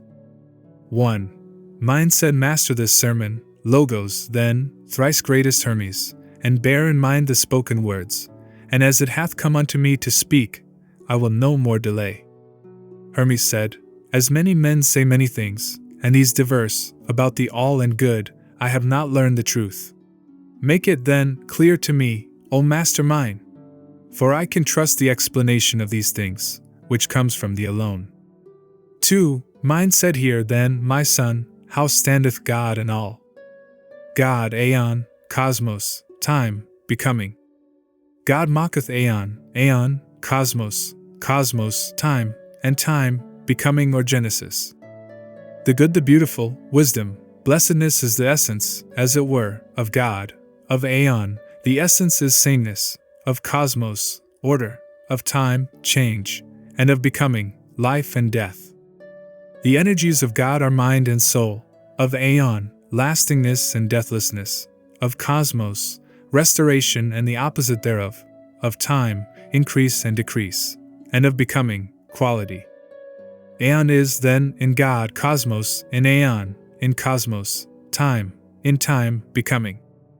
Aeon stands firm round God, cosmos is moved in aeon, time hath its limits or is accomplished in the cosmos, becoming doth become in time.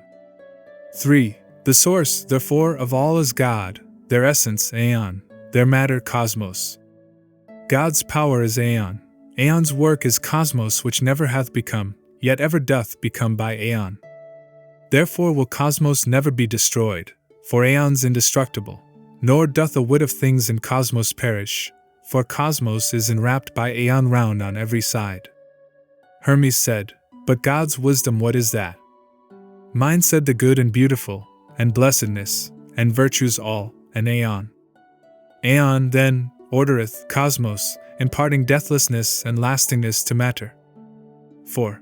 For its beginning doth depend on aeon, as aeon doth on God. Now genesis or becoming in time, in heaven and upon the earth, are of two natures. In heaven they are unchangeable and indestructible, but on the earth they are subject unto change and to destruction. Further, the aeon soul is God, the cosmos soul is aeon, the earth's soul, heaven. And God is in mind, and mind in soul, and soul in matter, and all of them through aeon. But all this body, in which are all the bodies, is full of soul, and soul is full of mind, and mind of God. It i.e. soul fills it i.e. the body of the cosmos from within, and from without encircles it, making the all to live. Without, this vast and perfect life encircles cosmos. Within, it fills it with all lives. Above, in heaven, continuing in sameness. Below, on earth, changing becoming. 5. An aeon doth preserve this cosmos, or by necessity, or by foreknowledge, or by nature, or by whatever else a man supposes or shall suppose. And all is this God energizing. The energy of God is power that naught can e'er surpass, a power with which no one can make comparison of any human thing at all, or anything divine.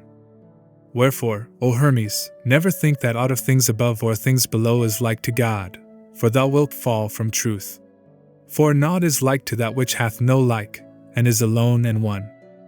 And do not ever think that any other can possibly possess his power, for what apart from him is there of life, and deathlessness and change of quality? For what else should he make? God's not inactive, since all things, then, would lack activity, for all are full of God. But neither in the cosmos anywhere, nor in aught else, is there an action. For that, an action, is a name that cannot be applied to either what doth make, or what is made. 6. But all things must be made, both ever made, and also in accordance with the influence of every space. For he who makes, is in them all, not stablished in some one of them, nor making one thing only, but making all. For being power, he energizeth in the things he makes, and is not independent of them, although the things he makes are subject to him. Now gaze through me upon the cosmos that's now subject to thy sight. Regard its beauty carefully, body in pure perfection, the one than which there's no more ancient one, ever in prime of life, and ever young, nay, rather, in even fuller and yet fuller prime. 7. Behold again the 7 subject worlds, ordered by aeon's order, and with their varied course fulfilling aeon.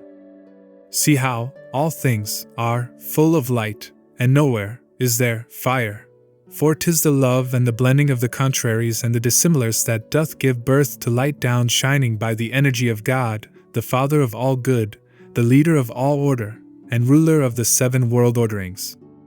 Behold the moon, forerunner of them all, the instrument of nature, and the transmuter of its lower matter.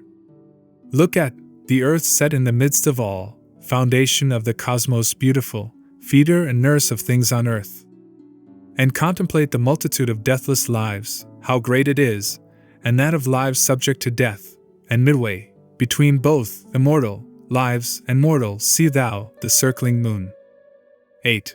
And all are full of soul, and all are moved by it, each in its proper way, some round the heaven, others around the earth. See how the right move not unto the left, nor yet the left unto the right, nor the above below, nor the below above.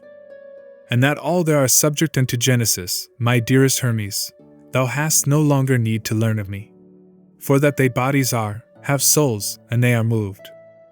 But 'tis impossible for them to come together into one without someone to bring them all together. It must, then, be that such a one as this must be someone who's Holy One. 9. For as the many motions of them, all, are different, and as their bodies are not like, yet has one speed been ordered for them all, it is impossible that there should be 2 or more makers for them. For that one single order is not kept among the many, but rivalry will follow of the weaker with the stronger, and they will strive. And if the maker of the lives that suffer change and death should be another from the maker of the immortals, he would desire to make the deathless ones as well, just as the maker of the deathless ones, to make the lives that suffer death. But come, if there be 2, if matter is one, and soul is one, in whose hands would there be the distribution for the making? Again, if both of them have some of it, in whose hands may be the greater part? 10. But thus conceive it then, that every living body doth consist of soul and matter, whether that body be of an immortal, or a mortal, or an irrational life. For that all living bodies are ensouled, Whereas, upon the other hand, those that live not are matter by itself. And in like fashion, soul when in itself is, after its own maker, cause of life. But the cause of all life is he who makes the things that cannot die. Hermes said, how, then, is it that, first, lives subject to death are other than the deathless ones? And next, how is it that life which knows no death, and mocketh deathlessness, doth not make animals immortal? 11. Mind said first, that there is someone who does these things, is clear, and next, that he is also one, is very manifest. For also, soul is one, and life is one, and matter one. Hermes said, but who is he? Mind said, who may it other be than the one God? Whom else should it beseem to put soul into lives but God alone? One then is God. It would indeed be most ridiculous, if when thou dost confess the cosmos to be one, sun one, moon one, and Godhead one, thou shouldst wish God himself to be some one or other of a number. 12. All things, therefore, he makes, in many ways. And what great thing is it for God to make life, soul, and deathlessness, and change, when thou, thyself, dost do so many things? For thou dost see, and speak, and hear, and smell, and taste, and touch, and walk, and think, and breathe. And it is not one man who smells, another one who walks, another one who thinks, and yet another one who breathes. But one is he who doth all these. And yet no one of these could be apart from God. For just as, should thou cease from these, thou wouldst no longer be a living thing, so also, should God cease from them, a thing not law to say, no longer is he God. 13. For if it hath been shown that no thing can, inactive, be, how much less God? For if there's aught he doth not make, if it be law to say, he is imperfect. But if he is not only not inactive, but perfect God, then he doth make all things. Give thou thyself to me, my Hermes, for a little while, and thou shalt understand more easily how that God's work is one, in order that all things may be that are being made, or once have been, or that are going to be made. And this is, my beloved, life, this is the beautiful, this is the good, this God. 14. And if thou wouldst in practice understand this work, behold what taketh place with the desiring to beget. Yet this is not like unto that, for he doth not enjoy. For that indeed he hath no other one to share in what he works, for working by himself, he ever is at work, himself being what he doth. For did he separate himself from it, all things would, then, collapse, and all must die, life ceasing. But if all things are lives, and also life is one, then, one is God. And furthermore, if all are lives, both those in heaven and those on earth, and one life in them all is made to be by God, and God is it, i.e., God is the one life, then, all are made by God. Life is the making one of mind and soul. Accordingly, death is not the destruction of those that are at one, but the dissolving of their union. 15. Aeon, moreover, is God's image. Cosmos is aeons, the son of cosmos, and man the image of the sun. The people call change death, because the body is dissolved, and life, when it's dissolved, withdraws to the unmanifest. But in this sermon, Logos, Hermes, my beloved, as thou dost hear, I say the cosmos also suffers change, for that a part of it each day is made to be in the unmanifest, yet it is ne'er dissolved. These are the passions of the cosmos, revolvings and concealments. Revolving is conversion, and concealment renovation. 16. The cosmos is all formed, not having forms external to itself, but changing them itself within itself. Since, then, cosmos is made to be all formed, what may its maker be? For that, on the one hand, he should not be void of all form, and on the other hand, if he's all formed, he will be like the cosmos. Whereas, again, has he a single form, he will thereby be less than cosmos. What, then, say we he is? That we may not bring round our sermon, Logos, into doubt, for naught that mind conceives of God is doubtful. He, then, hath one idea, which is his own alone, which doth not fall beneath the sight, being bodiless, and yet by means of bodies manifesteth all ideas. And marvel not that there's a bodiless idea. 17. For it is like the form of reason, Logos, and mountain tops and pictures. For they appear to stand out strongly from the rest, but really are quite smooth and flat. And now consider what is said more boldly, but more truly. Just as man cannot live apart from life, so neither can God live without his doing good. For this is as it were the life and motion as it were of God to move all things and make them live. 18. Now some of the things said should bear a sense peculiar to themselves. So understand, for instance, what I'm going to say. All are in God, but not as lying in a place. For a place is both a body and immovable, and things that lie do not have motion. Now things lie one way in the bodiless, another way in being made manifest. Think then of him who doth contain them all, and think that then the bodiless not is more comprehensive, or swifter, or more potent, but it is the most comprehensive, the swiftest, and most potent of them all. 19.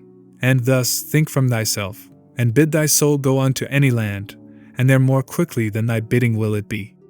And bid it journey oceanwards, and there, again, immediately 'twill be, not as if passing on from place to place, but as if being there. And bid it also mount to heaven, and it will need no wings, not will aught hinder it, nor fire of sun, nor author, nor vortex swirl, nor bodies of the other stars. But cutting through them all, it will soar up to the last body of them all. And shouldst thou will to break through this as well, and contemplate what is beyond, if there be aught beyond the cosmos, it is permitted thee. 20. Behold what power, what swiftness thou dost have. And canst thou do all of these things, and God not do them? Then, in this way know God, as having all things in himself as thoughts, the whole cosmos itself. If then thou dost not make thyself like unto God, thou canst not know him. For like is knowable unto like alone. Make then thyself to grow to the same stature as the greatness which transcends all measure. Leap forth from every body, transcend all time, become eternity literally aeon, and thus shalt thou know God. Conceiving nothing is impossible unto thyself.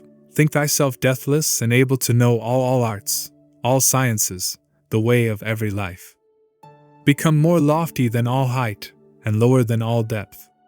Collect into thyself all senses of all creatures of fire and water, dry and moist. Think that thou art at the same time in every place in earth, in sea, in sky, not yet begotten, in the womb, young, old, and dead, in after-death conditions. And if thou knowest all these things at once, times, places, doings, qualities, and quantities, thou canst know God. 21. But if thou lockest up thy soul within thy body, and dost debase it, saying, I nothing know, I nothing can, I fear the sea, I cannot scale the sky, I know not who I was, who I shall be, what is there then between thy God and thee? For thou canst know naught of things beautiful and good so long as thou dost love thy body and art bad. The greatest bad there is not to know God's good, but to be able to know good, and will, and hope, is a straight way, the good's own path, both leading there and easy. If thou but settest thy foot thereon, 'twill meet thee everywhere, 'twill everywhere be seen, both where and when thou dost expect it, not waking, sleeping, sailing, journeying, by night, by day, speaking, and saying naught. For there is naught that is not image of the good. 22. Hermes said, Is God unseen?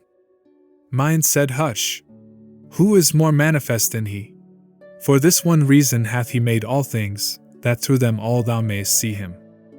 This is the good of God, this is his virtue, that he may be manifest through all. For naught's unseen, even of things that are without a body. Mind sees itself in thinking, God in making. So far these things have been made manifest to thee, thrice greatest one. Reflect on all the rest in the same way with thyself, and thou shalt not be led astray. Chapter 12, about the common mind. 1. Hermes said, The mind, O Tat, is of God's very essence, if such a thing as essence of God there be, and what that is, it and it only knows precisely. The mind, then, is not separated off from God's essentiality, but is united to it, as light to sun. This mind in men is God, and for this cause some of mankind are gods, and their humanity is nigh unto divinity. For the good Daimon said, Gods are immortal men, and men are mortal gods. 2. But in irrational lives mind is their nature. For where is soul, there too is mind, just as where life, there is there also soul. But in irrational lives their soul is life devoid of mind. For mind is the inworker of the souls of men for good, he works on them for their own good. In lives irrational he doth cooperate with each one's nature, but in the souls of men he counteracteth them. For every soul, when it becomes embodied, is instantly depraved by pleasure and by pain. For in a compound body, just like juices, pain and pleasure seethe, and into them the soul, on entering in, is plunged. 3. Or whatsoever souls the mind doth, then, preside, to these it showeth its own light, by acting counter to their prepossessions, just as a good physician doth upon the body prepossessed by sickness, pain inflict, burning or lancing it for sake of health. In just the selfsame way the mind inflicteth pain on the soul, to rescue it from pleasure, whence comes its every ill. The great ill of the soul is godlessness, then followeth fancy for all evil things and nothing good. So, then, mind counteracting it doth work good on the soul, as the physician health upon the body. 4. But whatsoever human souls have not the mind as pilot, they share in the same fate as souls of lives irrational. For mind becomes co-worker with them, giving full play to the desires toward which such souls are born, desires that from the rush of lust strain after the irrational, so that such human souls, just like irrational animals, cease not irrationally to rage and lust, nor are they ever satiate of ills. For passions and irrational desires are ills exceeding great, and over these God hath set up the mind to play the part of judge and executioner. 5. Tat said, in that case, Father mine, the teaching, logos, as to fate, which previously thou didst explain to me, risks to be overset. For that if it be absolutely fated for a man to fornicate, or commit sacrilege, or do some other evil deed, why is he punished when he hath done the deed from fate's necessity? Hermes said, all works, my son, are fates, and without fate naught of things corporal or i.e., either good or ill can come to pass. But it is fated too, that he who doeth ill shall suffer. And for this cause he doth it, that he may suffer what he suffereth, because he did it. 6.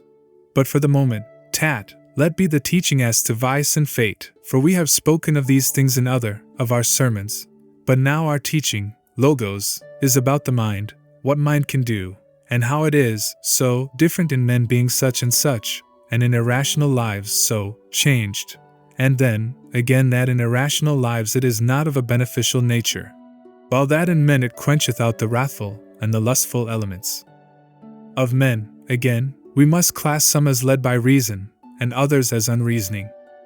7. But all men are subject to fate, and genesis and change, for these are the beginning and the end of fate. And though all men do suffer fated things, those led by reason, those whom we said mind doth guide, do not endure a like suffering with the rest. But since they've freed themselves from viciousness, not being bad, they do not suffer bad. Tat said, how meanest thou again, my father? Is not the fornicator bad, the murderer bad, and so with all the rest? Hermes said, I meant not that, but that the mind-led man, my son, though not a fornicator, will suffer just as though he had committed fornication, and though he be no murderer, as though he had committed murder. The quality of change he can no more escape than that of genesis. But it is possible for one who hath the mind to free himself from vice. 8. Wherefore I've ever heard my son, good Daimon, also say, and had he set it down in written words, he would have greatly helped the race of men, for he alone, my son, doth truly, as the firstborn God, gazing on all things, give voice to words, logoi, divine, once I heard him say. All things are one, and most of all the bodies which the mind alone perceives. Our life is owing to God's energy and power and aeon. His mind is good, so is his soul as well. And this being so, intelligible things know not of separation. So then, mind, being ruler of all things, and being soul of God, can do whatever it wills. 9. So do thou understand, and carry back this word, logos, unto the question thou didst ask before I mean about mind's fate. For if thou dost with accuracy, son, eliminate, all captious arguments, logoi, thou wilt discover that a very truth the mind, the soul of God, doth rule o'er fate, and law, and all things else, and nothing is impossible to it neither o'er fate to set a human soul, nor under fate to set a soul, neglectful of what comes to pass. Let this so far suffice from the good Daimon's most good words. Tat said, yeah, words, divinely spoken, Father mine, truly and helpfully. But further still explain me this. 10. Thou saidst that mind and lives irrational worked in them as their nature, co-working with their impulses. But impulses of lives irrational, as I do think, are passions. Now if the mind co-worketh with these impulses, and if the impulses of lives irrational be passions, then is mind also passion, taking its color from the passions. Hermes said, well put, my son. Thou questionest right nobly, and it is just that I as well should answer nobly. 11.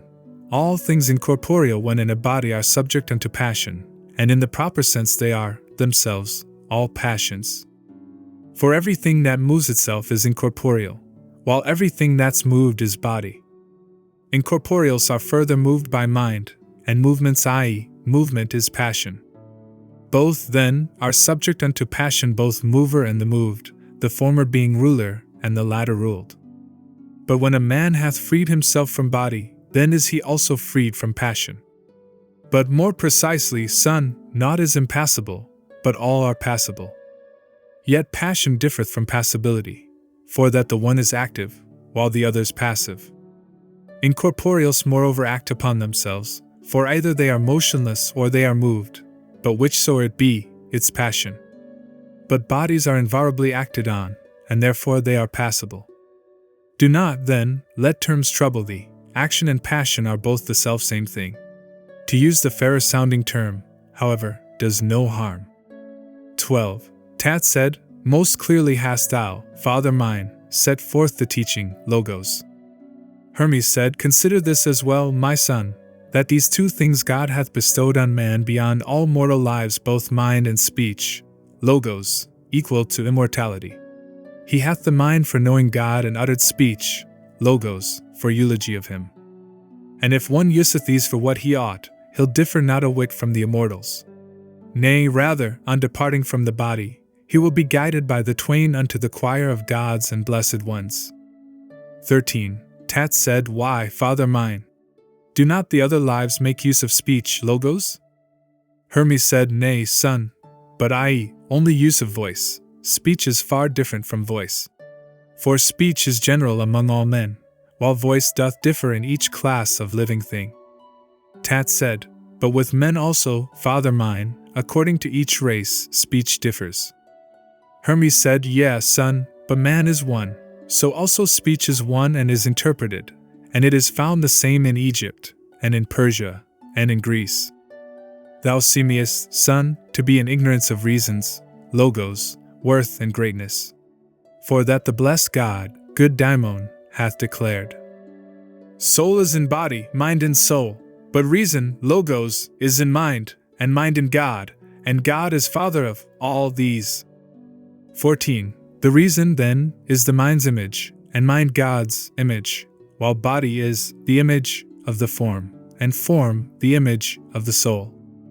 The subtlest part of matter is, then, air or vital spirit, of air soul, of soul mind, and of mind God. And God surroundeth all and permeateth all, while mind surroundeth soul, soul air, air matter. Necessity and providence and nature are instruments of cosmos and of matter's ordering, while of intelligible things each is essence, and sameness is their essence. But of the bodies of the cosmos each is many, for through possessing sameness, these, composed bodies, though they do change from one into another of themselves, do natheless keep the incorruption of their sameness. 15.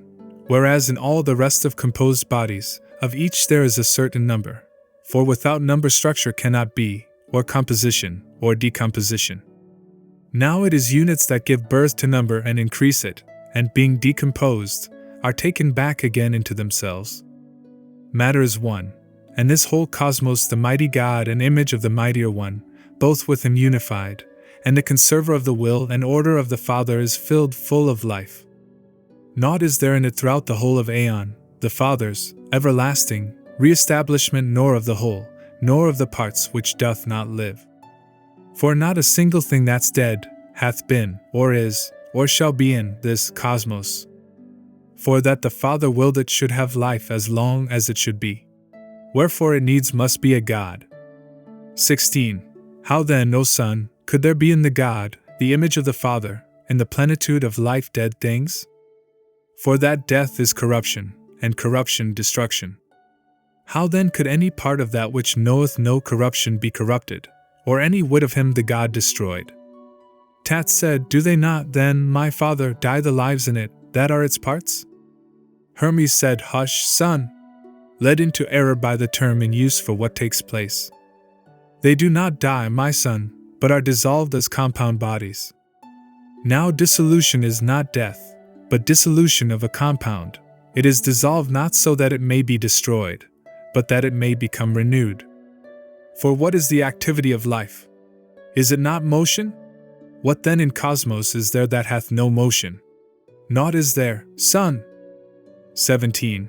Tat said, Doth not earth even, Father, seem to thee to have no motion?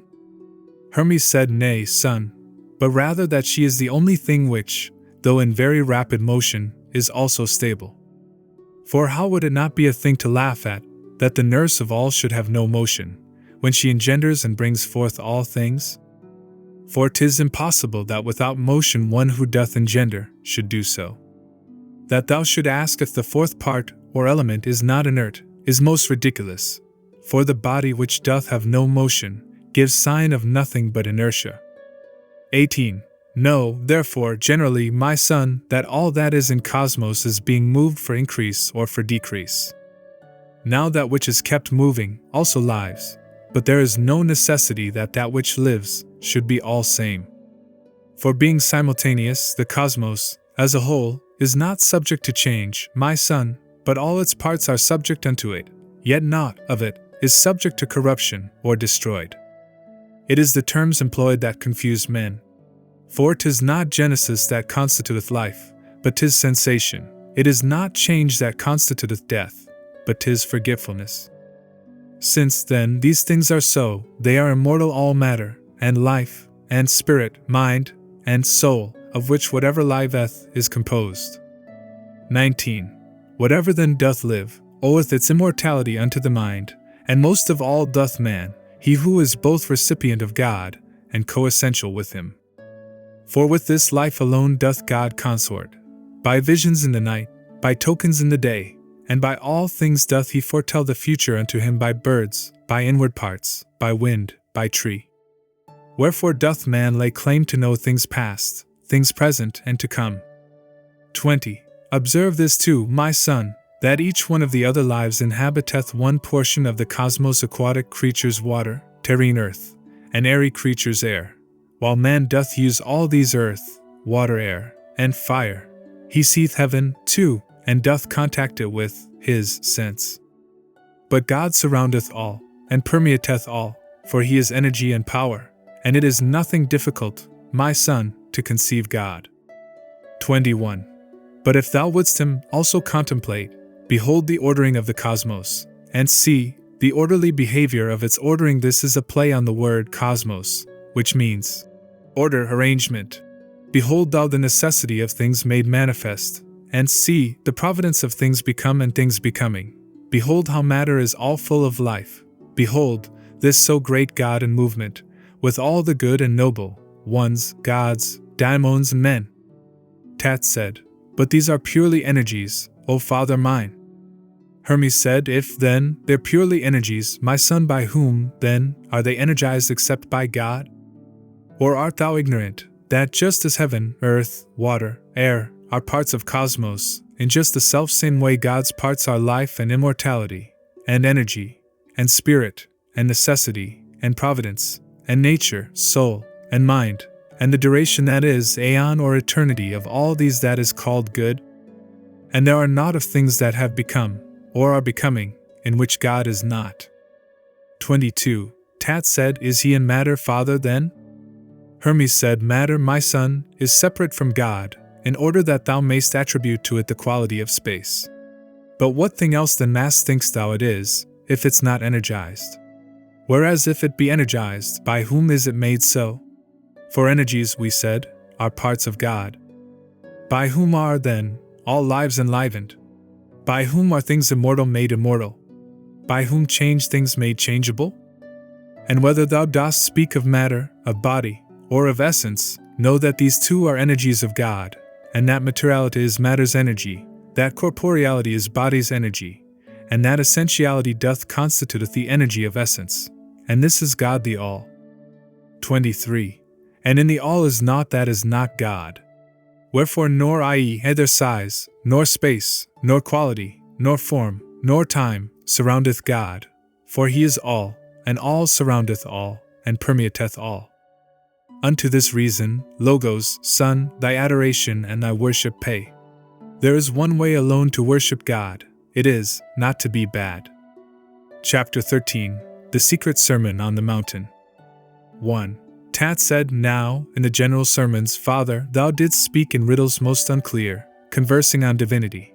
And when thou saidst no man could e'er be saved before rebirth, thy meaning thou didst hide. Further, when I became thy suppliant, in wending up the mount, after thou hadst conversed with me, and when I longed to learn the sermon, Logos, on rebirth, for this beyond all other things is just the thing I know not, thou saidst, that thou wouldst give it me. When thou shalt have become a stranger to the world. Wherefore I got me ready and made the thought in me a stranger to the world illusion. And now do thou fill up the things that fall short in me with what thou saidst would give me the tradition of rebirth, setting it forth in speech or in the secret way. I know not, O thrice greatest one, from out what matter and what womb man comes to birth, or of what seed. 2. Hermes said, Wisdom that understands in silence, such is the matter and the womb from out which man is born, and the true good the seed. Tat said, Who is the sower, Father? For I am altogether at a loss. Hermes said, It is the will of God, my son. Tat said, And of what kind is he that is begotten, Father? For I have no share of that essence in me, which doth transcend the senses. The one that is begot will be another one from God, God's Son? Hermes said, All in all, out of all powers composed. Tat said, Thou tellest me a riddle, Father, and dost not speak as father unto son. Hermes said, This race, my son, is never taught, but when he willeth it, its memory is restored by God. 3. Tat said, Thou sayest things impossible, O Father, things that are forced. Hence answers would I have direct unto these things. Am I a son strange to my father's race? Keep it not, Father, back from me. I am a true-born son. Explain to me the manner of rebirth. Hermes said, What may I say, my son? I can but tell thee this.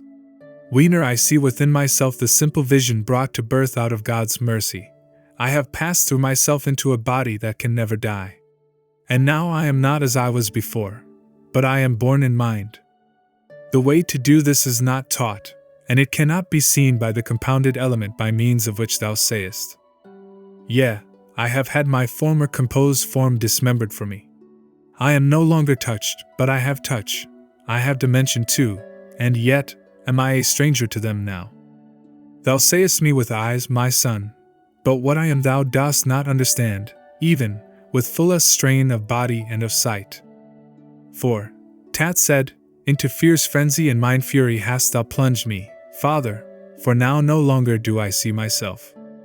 Hermes said, I would, my son, that thou hadst e'en passed right through thyself, as they who dream and sleep yet sleepless. Tat said, Tell me this too. Who is the author of rebirth? Hermes said, The Son of God, the one man, by God's will. 5. Tat said, Now hast thou brought me, Father, unto pure stupefaction. Arrested from the senses which I had before. Lacuna in original text, for now, I see thy greatness identical with thy distinctive form. Hermes said, Even in this thou art untrue, the mortal form doth change with every day. 'Tis turned by time to growth and waning, as being an untrue thing. 6. Tat said, What then is true, thrice greatest one? Hermes said, That which is never troubled, son, which cannot be defined, that which no color hath, nor any figure, which is not turned, which hath no garment, which giveth light, that which is comprehensible unto itself alone, which doth not suffer change, that which no body can contain. Tat said, In very truth I lose my reason, Father. Just when I thought to be made wise by thee, I find the senses of this mind of mine blocked up. Hermes said, Thus is it, son, that which is upward borne like fire, yet is borne down like earth, that which is moist like water, yet blows like air. How shalt thou this perceive with sense to that which is not solid nor yet moist, which naught can bind or loose, of which in power and energy alone can man have any notion, and even then it wants a man who can perceive the way of birth in God. 7. Tat said, I am incapable of this, O Father, then? Hermes said, Nay, God forbid, my son. Withdraw into thyself, and it will come, and it comes to pass. Throw out of work the body's senses, and thy divinity shall come to birth.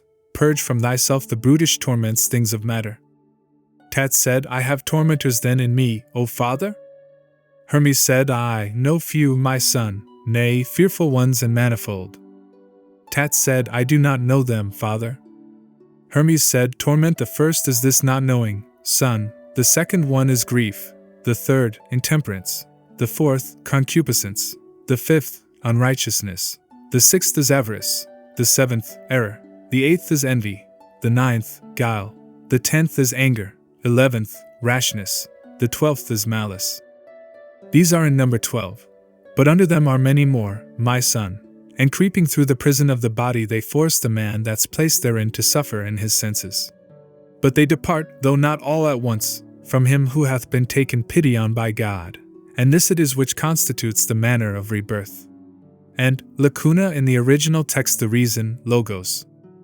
8. And now, my son, be still and solemn silence keep. Thus shall the mercy that flows on us from God not cease. Henceforth rejoice, O son, for by the powers of God thou art being purified for the articulation of the reason, logos. Gnosis of God hath come to us, and when this comes, my son, not knowing is cast out. Gnosis of joy hath come to us, and on its coming, son, sorrow will flee away to them who give it room. The power that follows joy do I invoke, thy self-control. O power most sweet! Let us most gladly bid it welcome, son! How with its coming doth it chase intemperance away. 9. Now forth, on continence I call, the power against desire. Lacuna in the original text is step, my son, is righteousness firm seat. For without judgment other translators read this, without effort, see how she hath chased unrighteousness away. We are made righteous, son, by the departure of unrighteousness. Power 6 I call to us that against avarice, sharing with all. And now that avarice is gone, I call on truth. And error flees, and truth is with us. See how the measure of the good is full, my son, upon truth's coming. For envy is gone from us, and unto truth is joined the good as well, with life and light.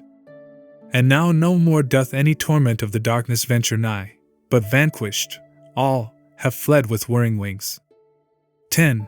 Thou knowest now, my son, the manner of rebirth. And when the 10 is come, my son, that driveth out the 12, the birth and understanding literally, intellectual birth, noerogenesis is complete, and by this birth we are made into gods. Who then doth by his mercy gain this birth in God, abandoning the body's senses, knows himself to be of light and life, and that he doth consist of these, and thus is filled with bliss. 11. Tat said, by God made steadfast, Father, no longer with the sight my eyes afford I look on things, but with the energy the mind doth give me through the powers. In heaven am I, in earth, in water, air. I am in animals, in plants. I'm in the womb, before the womb, after the womb. I'm everywhere. But further tell me this, how are the torments of the darkness, when they are 12 in number, driven out by the 10 powers? What is the way of it, thrice greatest one? 12. Hermes said, this dwelling place through which we have just passed, i.e., the human body, my son, is constituted from the circle of the 12 types of life, this being composed of elements, 12 in number, but of one nature, an omniform idea.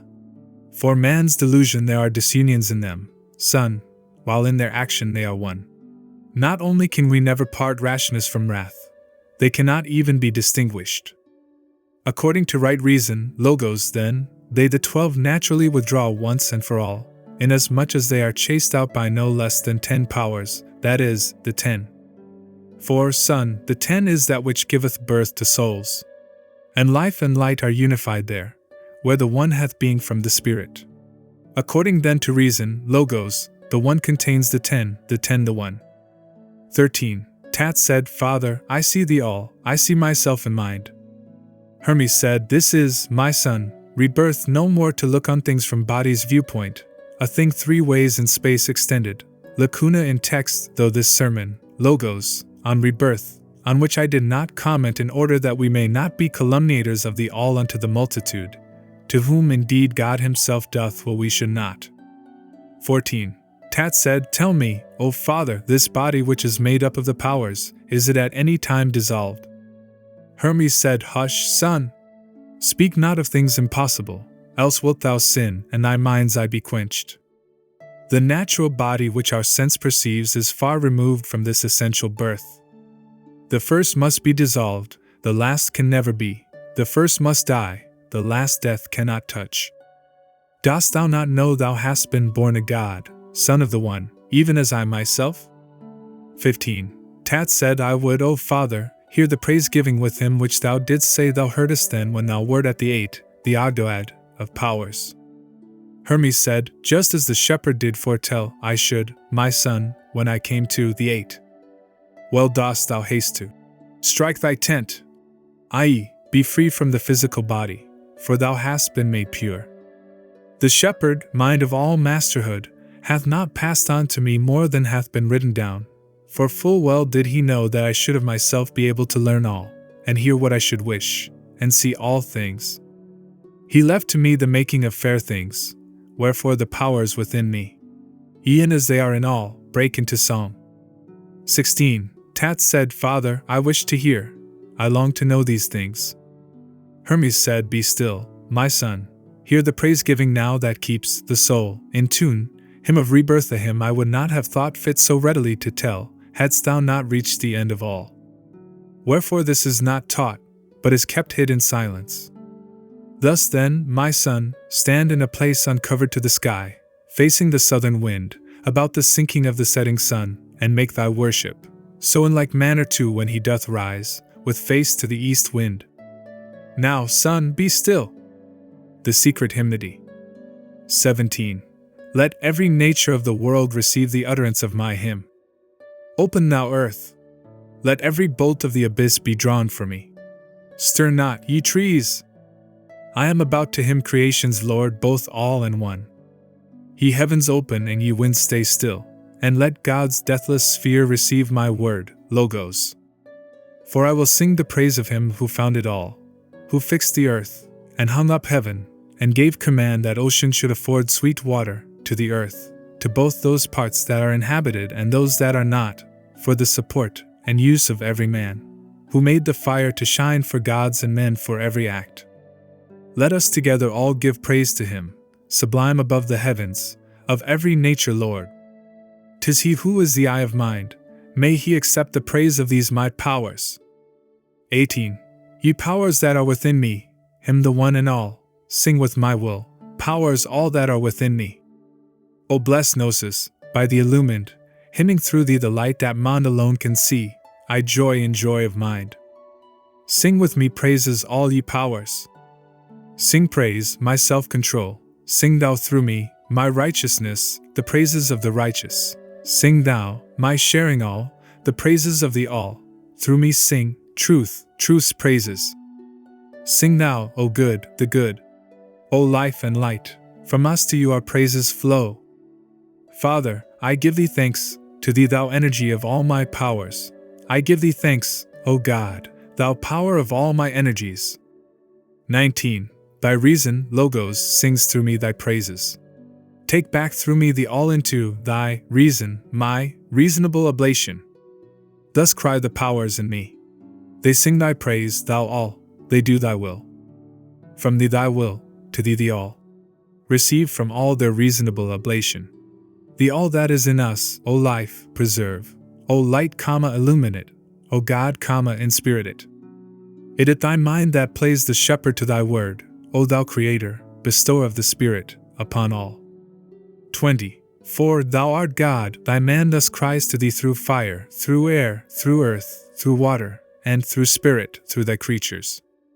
'Tis from thy aeon I have found praise-giving, and in thy will, the object of my search, have I found rest. Tat said, by thy good pleasure have I seen this praise-giving being sung, O Father, I have said it in my cosmos too. Hermes said, say in the cosmos that thy mind alone can see, my son. Tat said, yeah, Father, in the cosmos that the mind alone can see, for I have been made able by thy hymn, and by thy praise-giving my mind hath been illumined. But further I myself as well would from my natural mind send praise-giving to God. 21. Hermes said, but not unheedfully, my son. Tat said I, what I behold in mind that do I say. To thee, thou parent of my bringing into birth, as unto God I, Tat, send reasonable offerings. O God and Father, thou art the Lord, thou art the mind. Receive from me oblations reasonable as thou wouldst wish, for by thy will all things have been perfected. Hermes said, send thou oblation, son, acceptable to God, the sire of all, but add, my son, too, through the word, logos. Tat said, I give thee, Father, thanks for showing me to sing such hymns. 22. Hermes said, happy am I, my son, that thou hast brought the good fruits forth of truth, products that cannot die. And now that thou hast learnt this lesson from me, make promise to keep silence on thy virtue, and to no soul, my son, make known the handing on to thee the manner of rebirth, that we may not be thought to be calumniators. And now we both of us have given heed sufficiently, both I the speaker and the hearer thou. In mind hast thou become a knower of thyself and our common sire. 1. Since in thy absence my son Tat desired to learn the nature of the things that are, and would not let me hold it over, as natural to a younger son fresh come to gnosis of the teachings, on each single point, I was compelled to tell him more, in order that the contemplation of them might be the easier for him to follow. I would then, choosing out the chiefest heads of what was said, write them in brief to thee, explaining them more mystic ly, as unto one of greater age and one well versed in nature. 2. If all things manifest have been and are being made, and made things are not made by their own selves but by another, if made things are the many, nay more, are all things manifest and all things different and not alike, and things that are being made by other than themselves, there is someone who makes these things, and he cannot be made, but is more ancient than the things that can. For things that can be made, I say, are made by other than themselves, but of the things that owe their being to their being made, it is impossible that anything should be more ancient than them all, save only that which is not able to be made. 3. So he is both supreme, and one, and only, the truly wise in all, as having naught more ancient than himself. For he doth rule o'er both the number, size and difference of things that are being made, and o'er the continuity of their making too. Again, things makeable are seeable, but he cannot be seen. For this cause he mocketh, that he may not be able to be seen. He, therefore, ever mocketh, and therefore can he ne'er be seen. To comprehend him thus is meet, and comprehending, it is meet to marvel, and marveling, to count oneself as blessed, as having learned to know one's sire. For what is sweeter than one's own true sire? Who, then, is he, and how shall we learn how to know him? Is it not right to dedicate to him alone the name of God, or that of Maker, or of Father, or rather, all the three, God for his power, and Maker for his energy, and Father for his good? Now power doth differ from the things which are being made, while energy consisteth in all things being made. Wherefore we ought to put away verbosity and foolish talk, and understand these two, the made and maker. For that of them there is no middle term, there is no third. 5. Wherefore in all that thou conceivest, in all thou nearest, these two recall to mind, and think all things are they, reckoning as doubtful not, nor of the things above, nor of the things below, either of things divine, nor things For all things are these twain, maker and made, and 'tis impossible that one should be without the other. For neither is it possible that maker should exist without the made, for each of them is one and the same thing.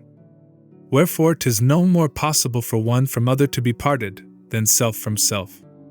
6. Now if the maker is naught else but that which makes, alone, simple, uncompound, it needs must do this, making, to itself, to which its maker's making is.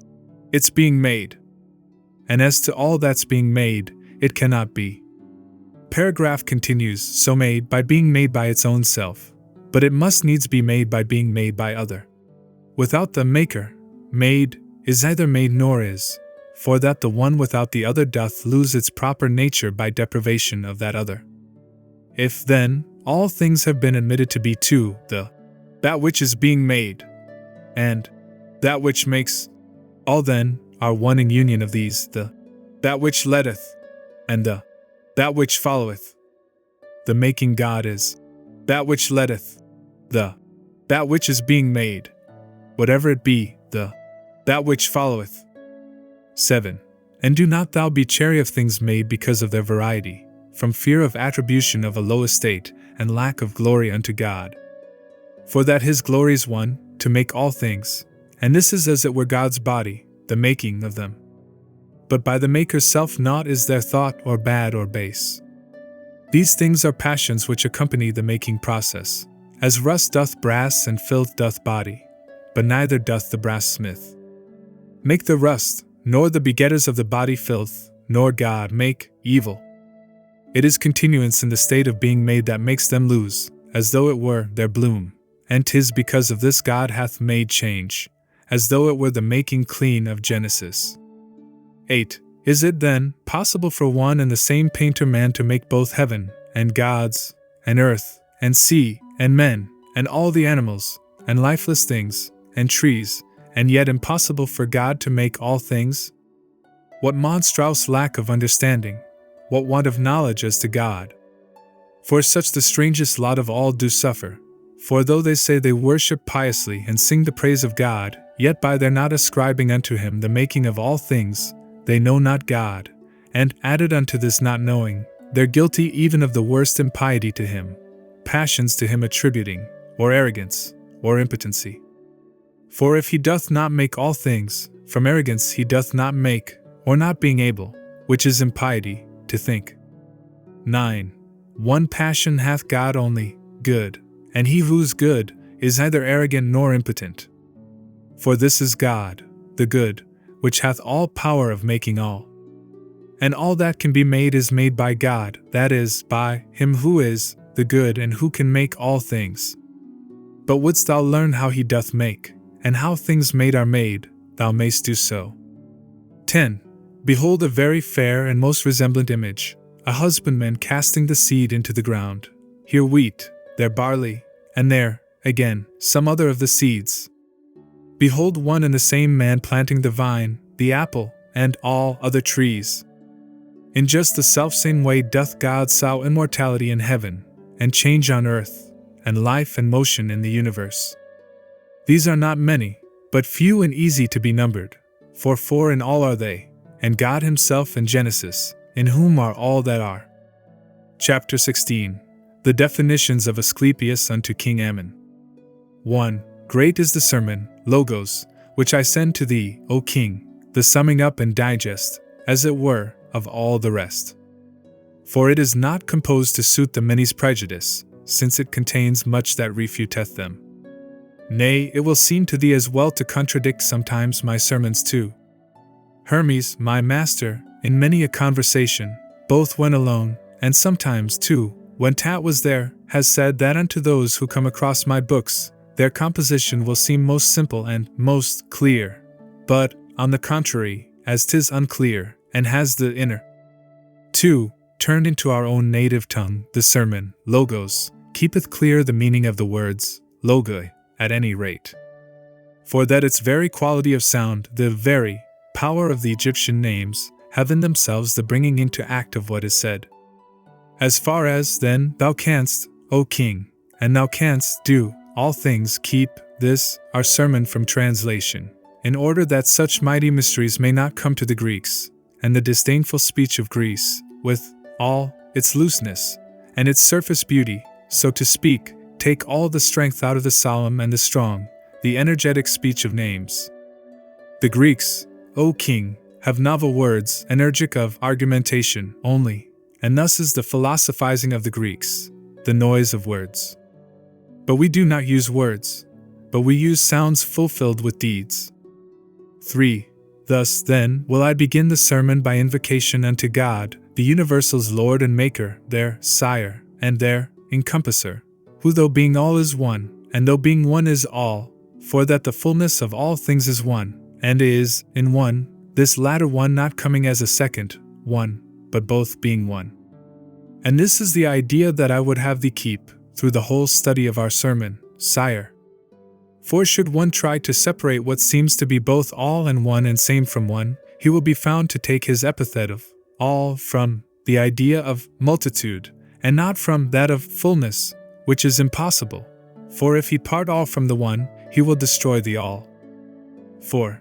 See then in earth a host of founts of water and of fire forth spurting in its midmost parts, in one and the same space all, the three natures visible, of fire, and water, and of earth, depending from one root.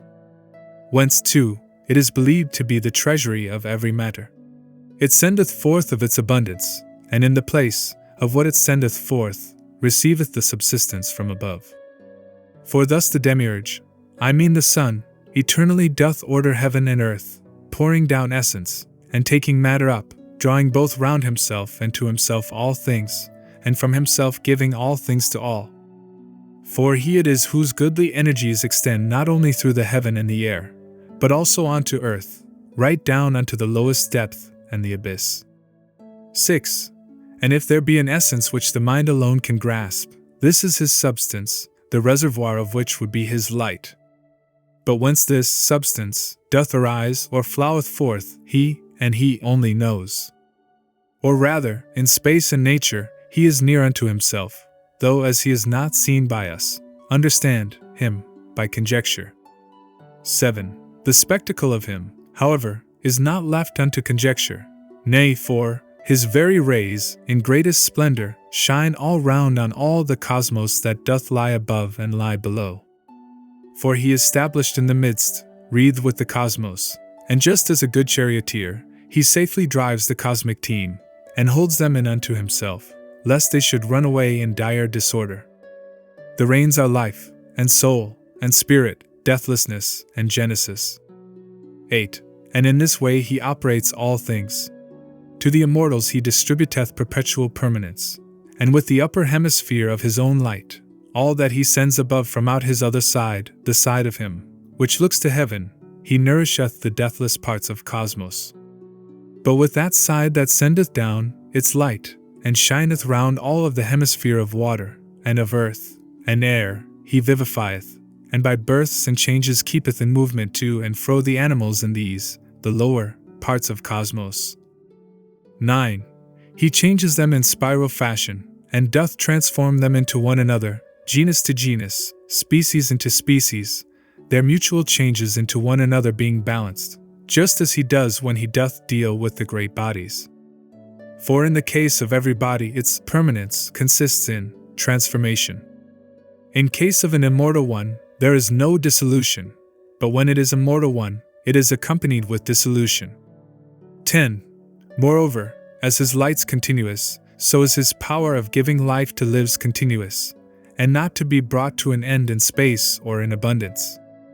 For there are many choirs of daimons round him, like unto hosts of very various kinds, who though they dwell with mortals, yet are not far from the immortals, but having as their lot from here unto the spaces of the gods, they watch o'er the affairs of men, and work out things appointed by the gods, by means of storms, whirlwinds and hurricanes, by transmutations wrought by fire and shakings of the earth. With famines also and with wars requiting man's impiety, for this is in man's case the greatest still against the gods. 11. For that the duty of the gods is to give benefits, the duty of mankind is to give worship, the duty of the daimons is to give requital. For as to all the other things men do through error or foolhardiness, or by necessity, which they call fate, or ignorance, these are not held requitable among the gods. Impiety alone is guilty at their bar. 12. The sun is the preserver and the nurse of every class. And just as the intelligible world, holding the sensible in its embrace, fills it, all full, distending it with forms of every kind and every shape, so, too, the sun distendeth all in cosmos, affording births to all, and strengtheneth them. When they are weary or they fail, he takes them in his arms again. 13. And under him is ranged the choir of daimons, or rather choirs, for these are multitudinous and very varied, ranked underneath the groups of stars, in equal number with each one of them. So, marshaled in their ranks, they are the ministers of each one of the stars, being in their natures good and bad, that is, in their activities, for that a daimon's essence is activity, while some of them are of mixed natures, good and bad. 14. To all of these has been allotted the authority o'er things upon the earth, and it is they who bring about the multifold confusion of the turmoils on the earth, for states and nations generally, and for each individual separately. For they do shape our souls like to themselves, and set them moving with them, obsessing nerves, and marrow, veins and arteries, the brain itself, down to the very heart. 15. For on each one of us being born and made alive, the daimons take hold on us, those daimons, who are in service at that moment, of the wheel of Genesis, who are ranged under each one of the stars. For that these change at every moment, they do not stay the same, but circle back again. These, then, descending through the body to the two parts of the soul, set it a-whirling, each one towards its own activity. But the soul's rational part is set above the lordship of the daimons, designed to be receptacle of God. 16. Who then doth have a ray shining upon him through the sun within his rational part, and these in all are few on them the daimons do not act. For no one of the daimons or of gods has any power against one ray of God. As for the rest, they are all led and driven, soul and body, by the daimons, loving and hating the activities of these. The reason, logos, then, is not the love that is deceived and that deceives. The daimons, therefore, exercise the whole of this terrene economy, using our bodies as their instruments. And this economy Hermes has called hymarming. 17. The world intelligible, then, depends from God, the sensible from the intelligible world. The sun, through the intelligible and the sensible cosmos, pours forth abundantly the stream from God of good, that is, the demiurgic operation. And round the sun are the 8 spheres, dependent from him, the sphere of the non-wandering ones, the 6 spheres of the wanderers, and ones circumterrene. And from the spheres depend the daimons, and from these men. And thus all things and all of them depend from God. 18. Wherefore God is the sire of all, the suns their demiurge. The cosmos is the instrument of demiurgic operation. Intelligible essence regulateth heaven, and heaven the gods. The daimons, ranked underneath the gods, regulate men. This is the host of gods and daimons. Through these God makes all things for his own self. And all of them are parts of God, and if they all are parts, then God is all. Thus, making all, he makes himself, nor ever can he cease his making, for he himself is ceaseless.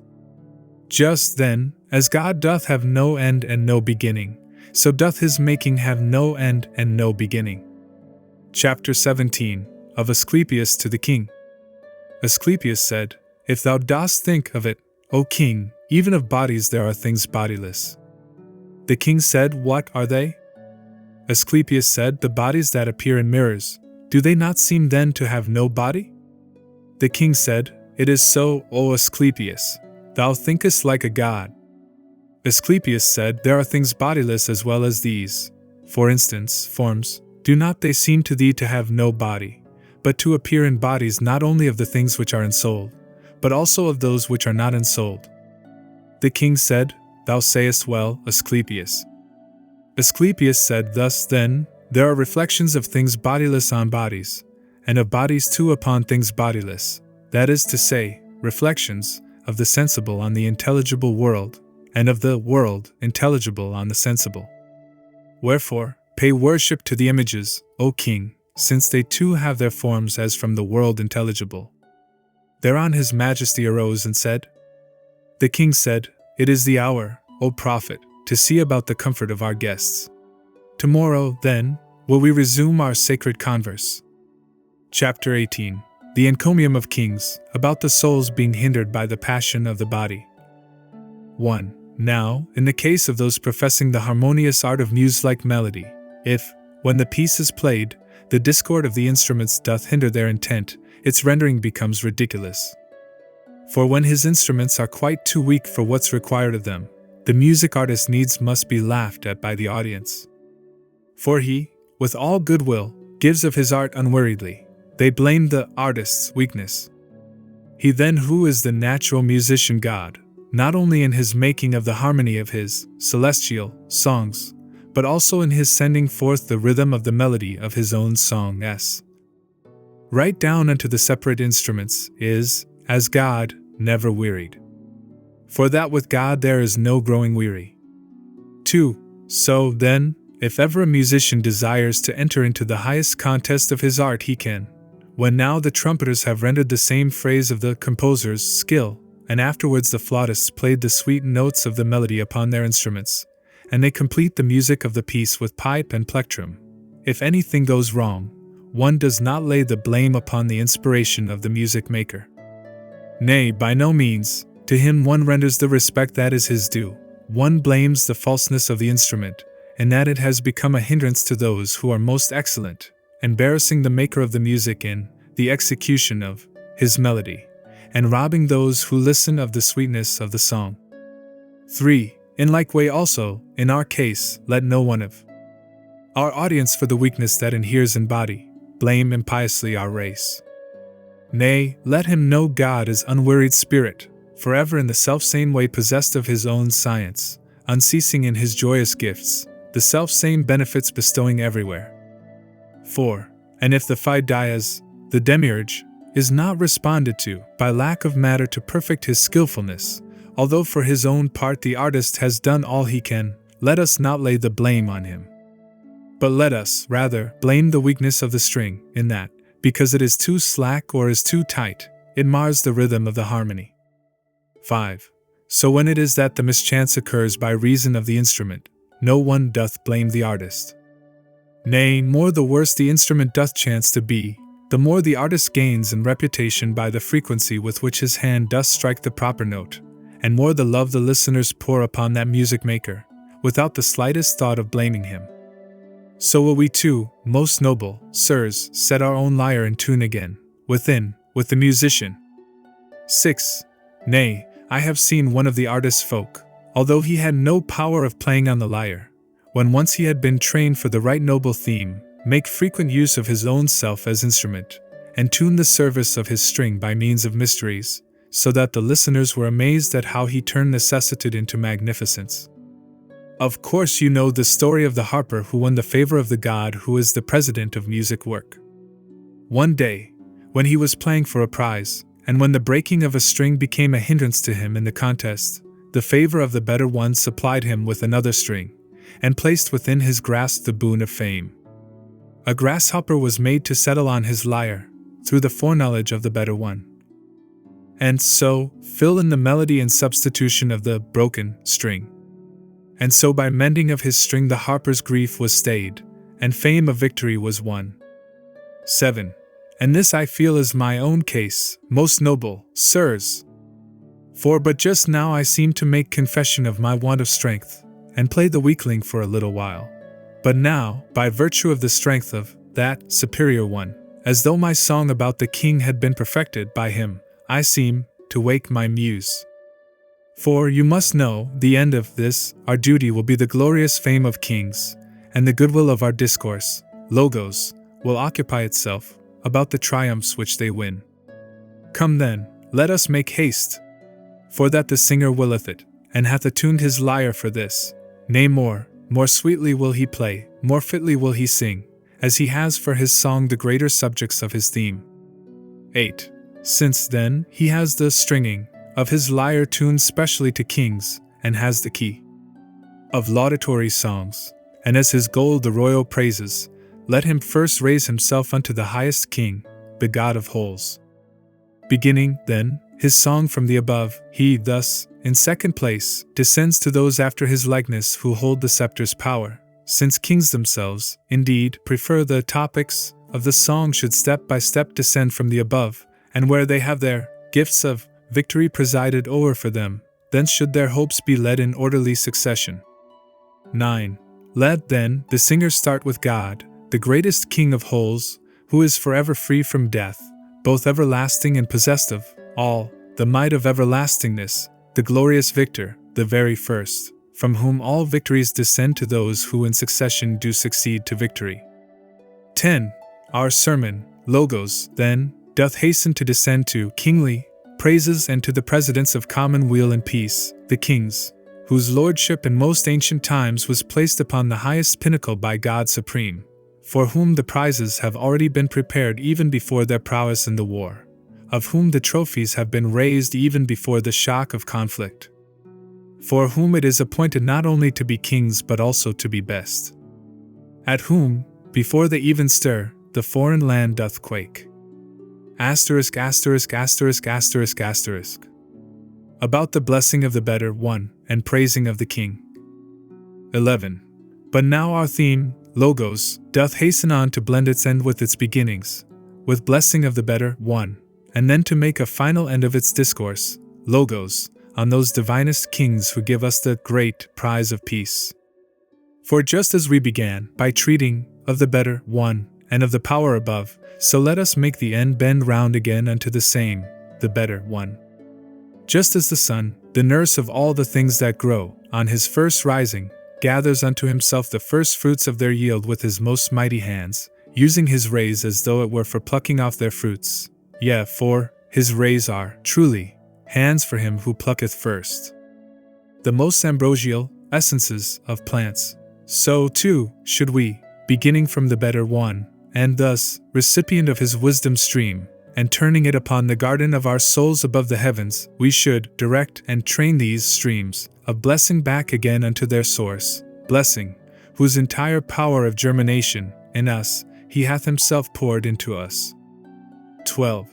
'Tis fit 10,000 tongues and voices should be used to send his blessings back again unto the all-pure God, who is the Father of our souls, and though we cannot utter what is fit, for we are far unequal to the task, yet will we say what best we can. For babes just born have not the strength to sing their Father's glory as it should be sung, but they give proper thanks for them, according to their strength, and meet with pardon for their feebleness. Nay, it is rather that God's glory doth consist in this one very thing, that he is greater than his children, and that the prelude and the source, the middle and the end, of blessings, is to confess the Father to be infinitely puissant, and never knowing what a limit means. 13. So is it too in the king's case. For that we men, as though we were the children of the king, feel it our natural duty to give praise to him. Still must we ask for pardon, for our insufficiency, e'en though 'tis granted by our sire before we even ask? And as it cannot be the sire will turn from babes newborn because they are so weak, but rather will rejoice when they begin to recognize his love, so also will the gnosis of the all rejoice, which doth distribute life to all, and power of giving blessing back to God, which he hath given us. 14. For God, being good, and having in himself eternally the limit of his own eternal fitness, and being deathless, and containing in himself that lot of that inheritance that cannot come unto an end, and thus forever ever flowing from out that energy of his, he doth send tidings to this world down here, to urge us, to the rendering of praise that brings us home again. With him, therefore, is there no difference with one another, there is no partiality with him. But they are one in thought. One is the prescience of all. They have one mind, their Father. One is the sense that's active through them, their passion for each other. 'Tis love himself who worketh the one harmony of all. 15. Thus, therefore, let us sing the praise of God. Nay, rather, let us, first, descend to those who have received their scepters from him.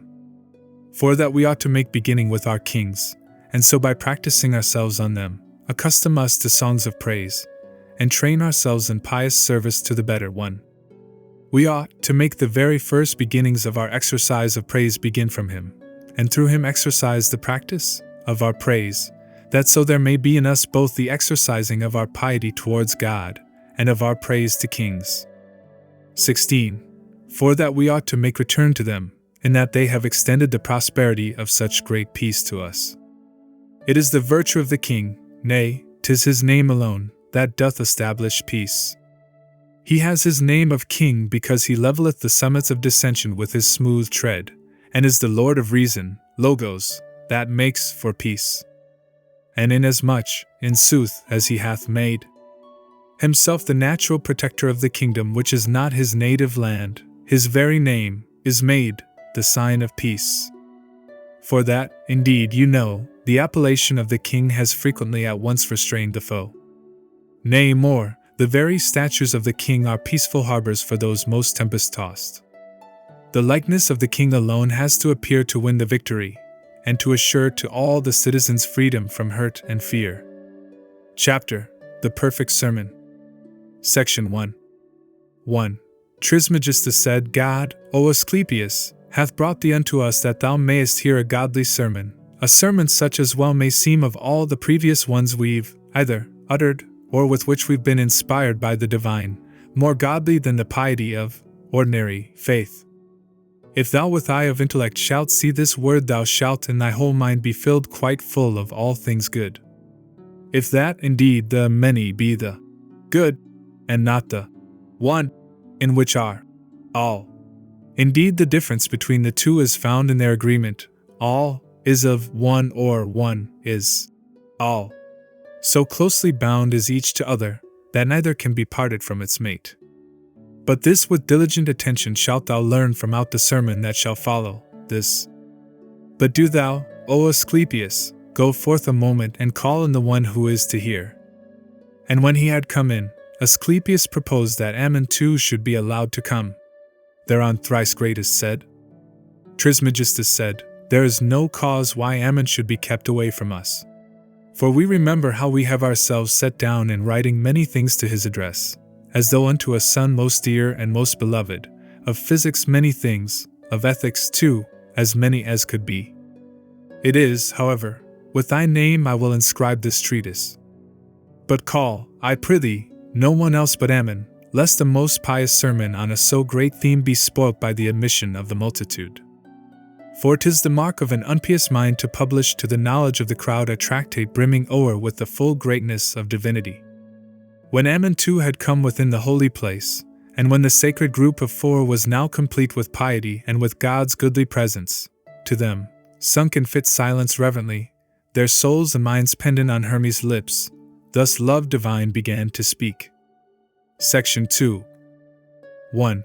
Trismegistus said, The soul of every man, O my Asclepius, is deathless, yet not all in like fashion, but some in one way or one time, some in another. Asclepius said, Is not, then, O thrice greatest one, each soul of one, and the same quality? Trismegistus said, How quickly hast thou fallen, O Asclepius, from reason's true sobriety. Did not I say that all is one, and one is all, inasmuch as all things have been in the Creator before they were created?